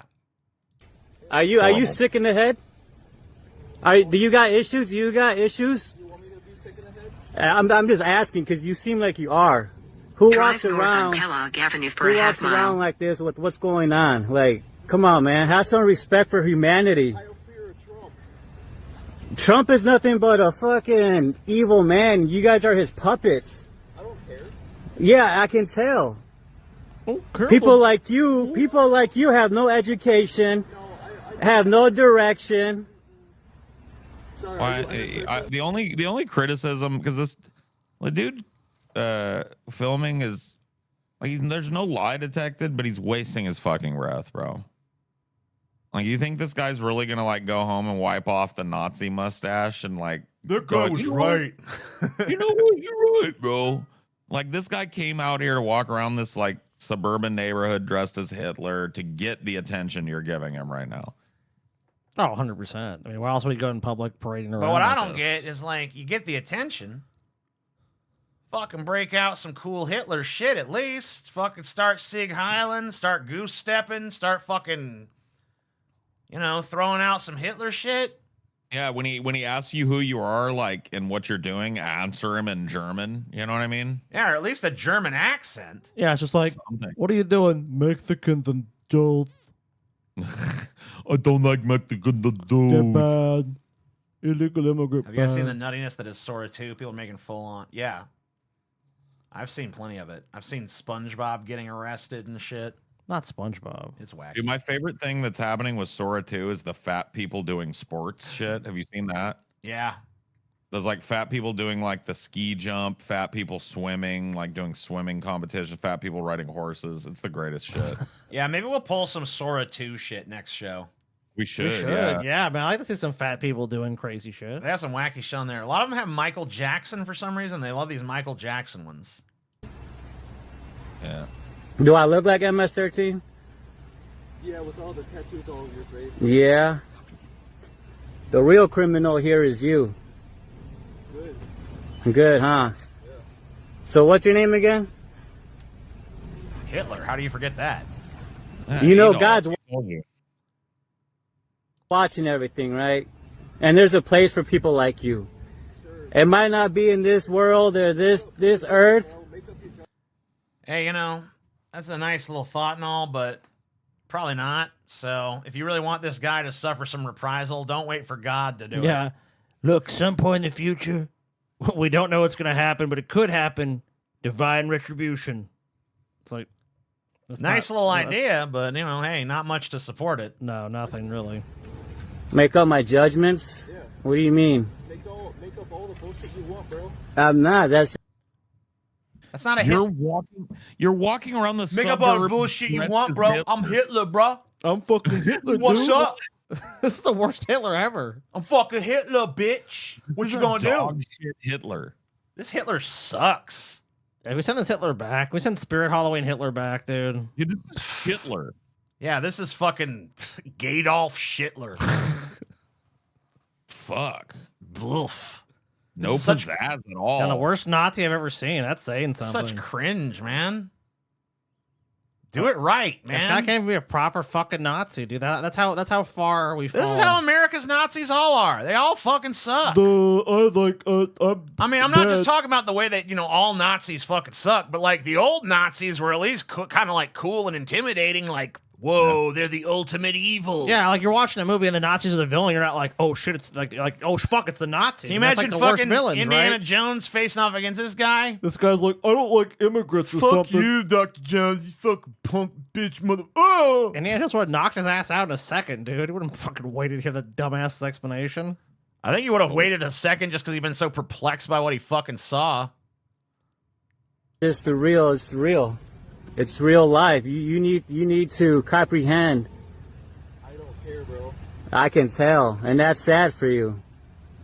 That is. You're not gonna have a future. You're not gonna have no one's gonna want to bear kids with you. Like, well, that's probably true. I think that ship sailed a while ago. I think that might be part of the reason this is happening in the first place. I think so. Yeah.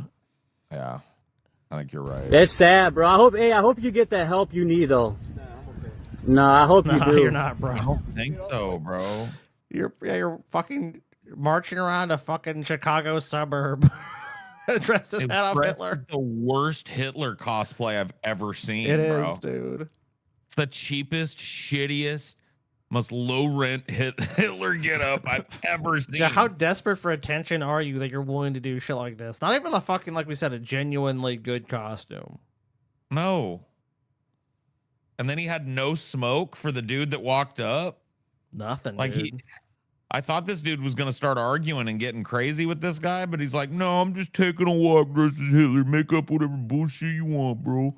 It's like, what? It's like, okay, I will. I'm sad, Hitler. I'm sad. Yeah. Hitler. This is not your street. I'm depressed incel Hitler. Wait, that was just Hitler. Never mind. Yeah. Yeah. Sorry. But he still fucking managed to make a little more out of it, you know? True. Yeah. I can follow you and record you all I want. If you don't like it, don't dress up like an idiot. True. Hard to argue with that.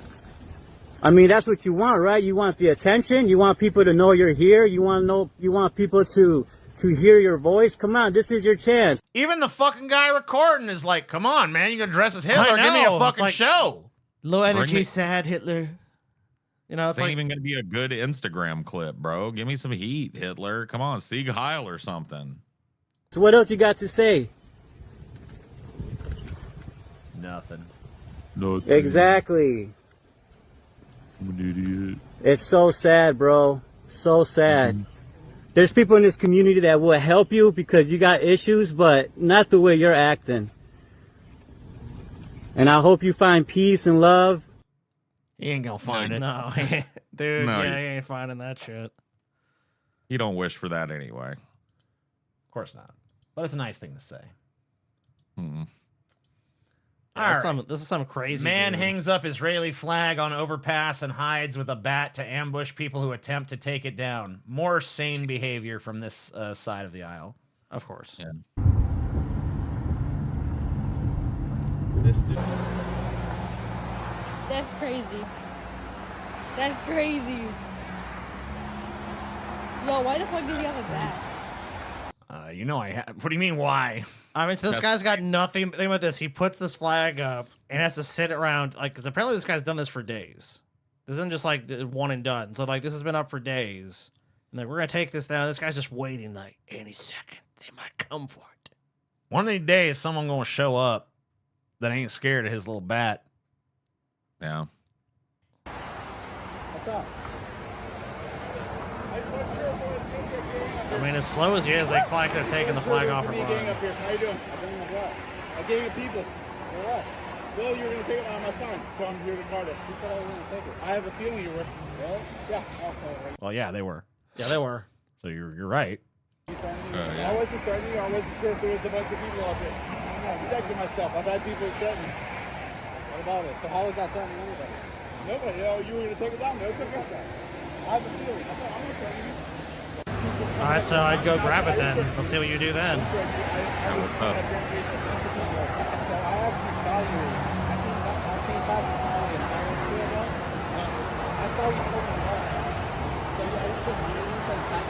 No, I'm protecting myself because sometimes a bunch of people go. Well, what do you care? I'm watching you. You don't care. You don't care about it. Okay. No, okay. God bless you.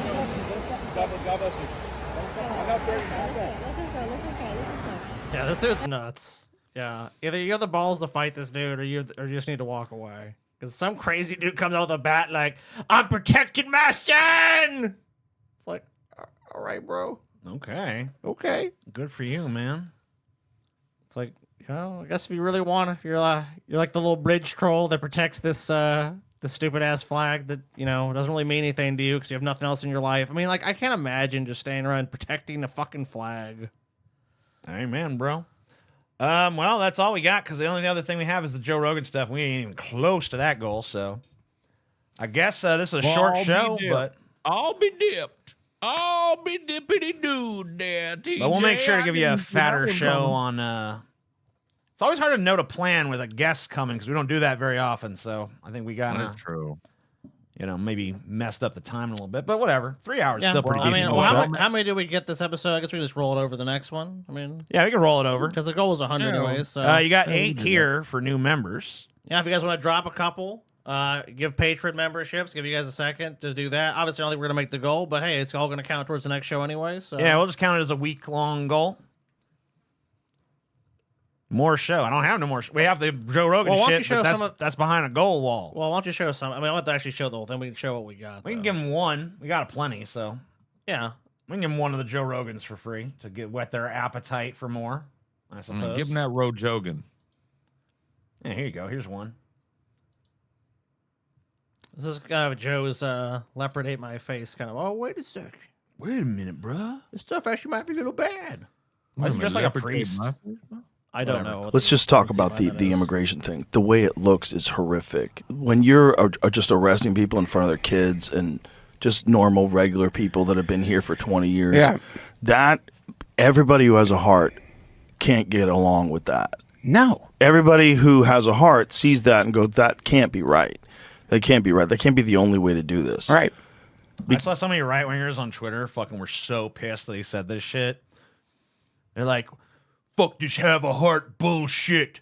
We either have a country or we fucking don't. Kill me some fucking Mexicans now. Get 'em all now. Because you have to think, look, yeah, we have to have a border. Yes, it should have been secure. Yes, they should make sure you know who everybody is before they get in. Yeah. But when people been here for 20 years, like, come on, man. That's... Come on, man. Come on, man. Come on. You know what I mean? Like, come on, man. Come on. They've been here for 20 years. They got away with it for 20 years, man. Statute of limitations is probably up on that shit. You know what I mean? Yeah. Thanks. It's just like this, like, pleases no side. Like, the right wingers think he's a pussy now, and the left wingers are like, what a namby-pamby way to address, like, people being gaffled up off the street en masse and shipped out of the country. Yeah, I guess it's like or to alligator Alcatraz or whatever the fuck. Disappeared in some instances, yeah. But hey, you know, so I mean, there was a Reddit thread that I'll respond to that came out. Yeah, we do. I do actually have that if you want. Do you? We can look at that after this. Oh shit! Crazy. Like, let's find a way. If they've been productive members of society for 20 years, no criminal record, they worked the entire time, they paid taxes. Find them a pathway to citizenship. Find a way where you can do this thing that you want to do, which is keep terrorists and cartel members from getting across the border. With That was never what they wanted to do, you fucking jarhead, nitwit, idiot. I mean, like, come on, dude. Yeah, it's not in the operations they're doing now. There was never any even conceit of that. I mean, they said, "Oh yeah," initially maybe there was a little veneer like, "We're gonna go after criminals, guys. Criminals are gonna be the priority." It was clear from day one that was never the priority. drugs that kill 100,000 people a year. Okay, but also have a fucking heart. Because if you don't, you're not going to get anybody on your side. If you're doing this stuff publicly, throwing women to the ground. They don't care about getting people on their side because they already won. They don't give a shit. They're like, we won. Now we're going to do whatever we want. You helped them win. Yeah, I mean, Joe Rogan's a huge part of why Trump won. Brown, handcuffing people just for existing on the wrong side of the dirt. Yeah. Not a criminal. Not the only crime they ever committed was coming over here as a kid. Yeah. They probably didn't even know what the fuck was going on. Yeah. Yeah, Just, man. you know, a lot of kids got snuck across when they were already born in Mexico. And they've grown up their entire life in America. They can't even speak Spanish. Oh, well. Yeah, what did you think? Why didn't you have all this compassion in your heart prior to this weird shit starting, Joe? Why do people like you always gotta wait until some shit's really going down to like have this come to Jesus like, oh yeah, well, wait a second. And then it's namby-pamby. Like, at the very least, repudiate it strongly. Be like, Trump's a fucking scumbag for this. This isn't America. We don't gaffle people up and break up families right in the middle of the street in front of everybody and like just, you know. But no, we're not gonna get that out of Joe Rogan because he wants to grift both sides. Just like it ain't working. Yeah, and that kind of shit, like you said, does not please anybody. Yep. The right don't like it. The left don't like it. Everyone thinks that's a fucking bunch of pussy shit. Yeah. I don't know. Maybe someone somewhere is impressed by it, but I ain't met them. Yeah. But yeah, I do have this if you want to look at it. Talking about the Reddit thread. Oh yeah, the DFF crow. Basically, like, you can read this if you want to pause it or whatever, if you're out there. But basically, you know, I want to try and the crux of it is, we specifically, mostly me, they feel, and I you know, I don't disagree. Kind of downplayed the threat of Trump. Kind of felt like people were fear mongering quite a bit, and yeah, I was wrong about that. I did not think that Trump was going to be able to get done all of the crazy shit that's happening. I didn't even think the people around him would let him do that type of shit. I guess I underestimated just like how fucking crazy the right wing had gotten and stuff. It seemed like I feel like I said this on the last show. But yeah, you did say this. Yeah. This cropped up again, and so, you know, I want to make it explicit. Like, here's the thing, like, I'm a guy that if I'm right, you're gonna hear me cock-a-doodle crow till the end of the day, right? All day. But when I'm wrong, like, and I feel I'm really demonstrably wrong about something, I'll admit I'm fucking wrong. This ain't the first time I've been like, well, I was wrong about that shit. But the only issue I have is, when did any of us ever claim to have foreknowledge, to just know perfect? And I know there's people that said, oh, I called it. I'm like, well, good that you called it. I mean, I don't think that any of us was ever just like, Trump is no threat. Trump is nothing. I mean, maybe they can point to one or two comments of like, it'll probably be a typical, because based on past experience with Trump, that's what he was. So yeah, I'm not above saying I was wrong. I'm like, what's this idea that like we're incapable of being wrong? I've never portrayed myself or said me personally that I cannot be wrong. Well, like, of course I can be wrong. To be honest with you, Scotty, when you hear this type of shit in our audience, it's typically aimed at me. Sure. You know what I mean? Like, I'm the guy, you know, maybe I'm the loudest one when it comes to stuff like this. I don't know what it is exactly. But you know, so if you read that actual big paragraph, a lot of it is just shit that I said. Like, the guy doesn't misquote me in it. Like, I did say that, you know, Trump's going to be like a standard Republican. I did call people that were like going like, he's going to open the camps and shit. I did call them fear mongers and stuff. And sure, you know, I was wrong about that shit. So, you know, I'm not trying to run from my statements. There's nowhere to run from my statements, as they're all public. So yeah, I mean, you know. All right, so dude, it's been explicitly said. Yeah. Yeah, but he does say So DFF this crew is is in total denial about Trump. No, I wasn't. I didn't want Trump to be that's fine. elected. The power I have as a voter is I voted for the other person.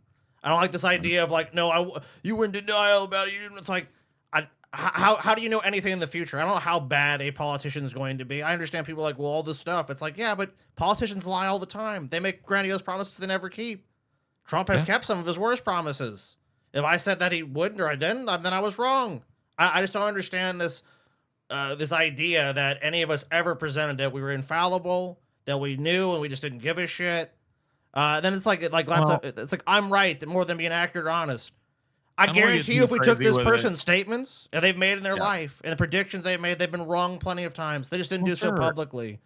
Anybody that makes a ton of predictions, especially about something that's crazy like politics, religion, sports betting and stuff, they're you're not going to be right every goddamn time. Like I've said a billion times, I'm not Nostradamus. As much as we joke about Paul Stradamus or whatever, I'm not. Well, now, another thing. I happen to think, and I just want to say this. I happen to think, maybe not this guy, but I happen to think quite a few people were super wrong about Kamala Harris.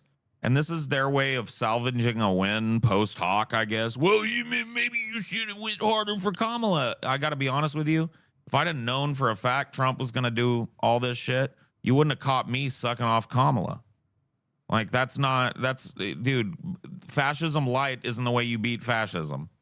So, I stand on that. Another thing. I was wrong to say, I was just saying, I was wrong to say that, he wasn't going to do this, that, or the other, and then people were maybe chicken littling or whatever the fuck. Yeah. I don't give a fuck about being wrong. Well, look, everyone's going to be wrong at some point. You make a prediction, sometimes you're going to take the alarmist stance, sometimes you're not. The alarmists, I think, were right about a lot of stuff in this instance. No taking that away. It's just the idea that we're basically just like lying about because we're just so desperate to be right. Oh God, I've just got to be right. Well, the thing is too, though. I've just desperately got to be right. And this is a point I made in my video, my recent video on my channel, where I addressed this same thread here.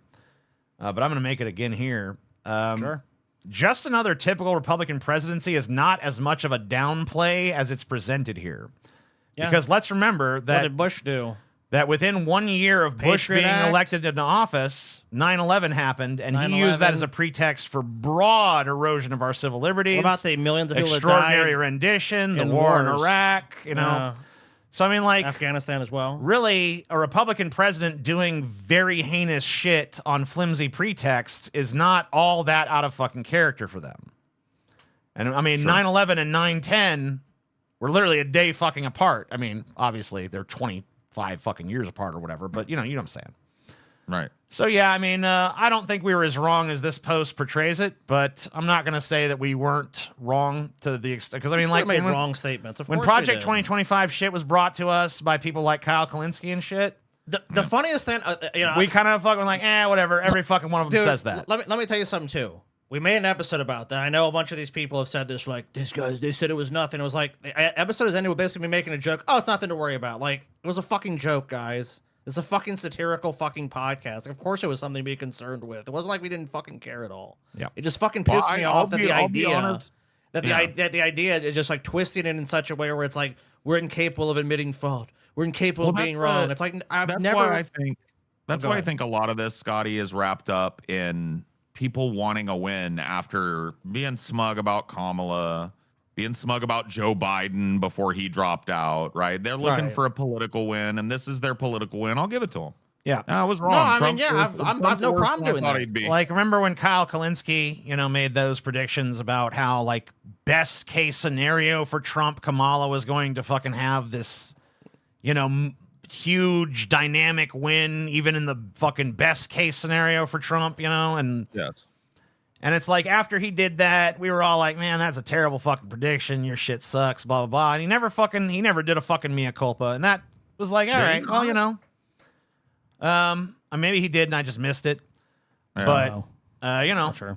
He was wrong. He didn't really fucking come out and say it, or if he did, I missed that. So I just want to say, I didn't think Trump was going to be as bad as this. Like I said in my video, I thought he was going to be like a level 5 demon, and he turned out to be at least like a level 7 demon. So no, he's fucking dude. He's awful. He's terrible. Yeah, this is some fucking. We've watched some insidious shit here. Guys. If it makes you feel any better, yeah, we were wrong.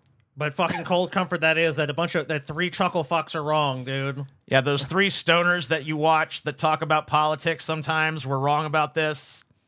I hope that comforts you as the truncheon fucking. No, that'll stomps just on be your they face. didn't even take it. They're not seriously. They're not seriously. Yeah, controlling enough. real fucking man. It's just like whatever, dude. Yeah, The these people fact will that never be this- satisfied. it We get on their just- knees and beg there for fucking. Please forgive us. They're not going to give a shit. It's not going to fucking. My matter. instinct when I saw this was to just rip this dude and be like, yeah, man, fuck you. I said it last show. Eat a dick. Blah blah blah blah blah. But I figured like let's put it to bed. Like I can always refer to this. Yeah, Paul's ego was wrong. A fat fucking stoner college dropout was wrong. Alert the presses. You know what I mean? Like I don't know what you want. I mean, even in Like, fairness, if when we go back, if you thought that anything about this last electoral cycle hinged on us or our opinions about what was gonna happen or not, I don't know what to tell you, brother. But yeah, I didn't. But even when we had Vosh on the show, we asked him what he thought the chances are. He said like 1 in 3. You know, so it wasn't like everyone was like, let's not portray this. Everyone was just like, it's 100%, guys, it's 100% bad. Yeah. I mean, it was still a prediction. I don't care who it was, unless they claim to have a crystal fucking ball that can look in and see the fucking future.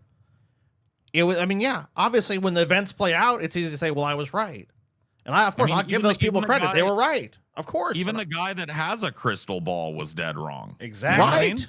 Yeah, totally. So anyway, that's pretty much our show. Thank you guys for watching, and we will see you on. Wait, what's the day? Is today Tuesday? Tuesday, yeah. And we'll see you on Friday. See you Friday.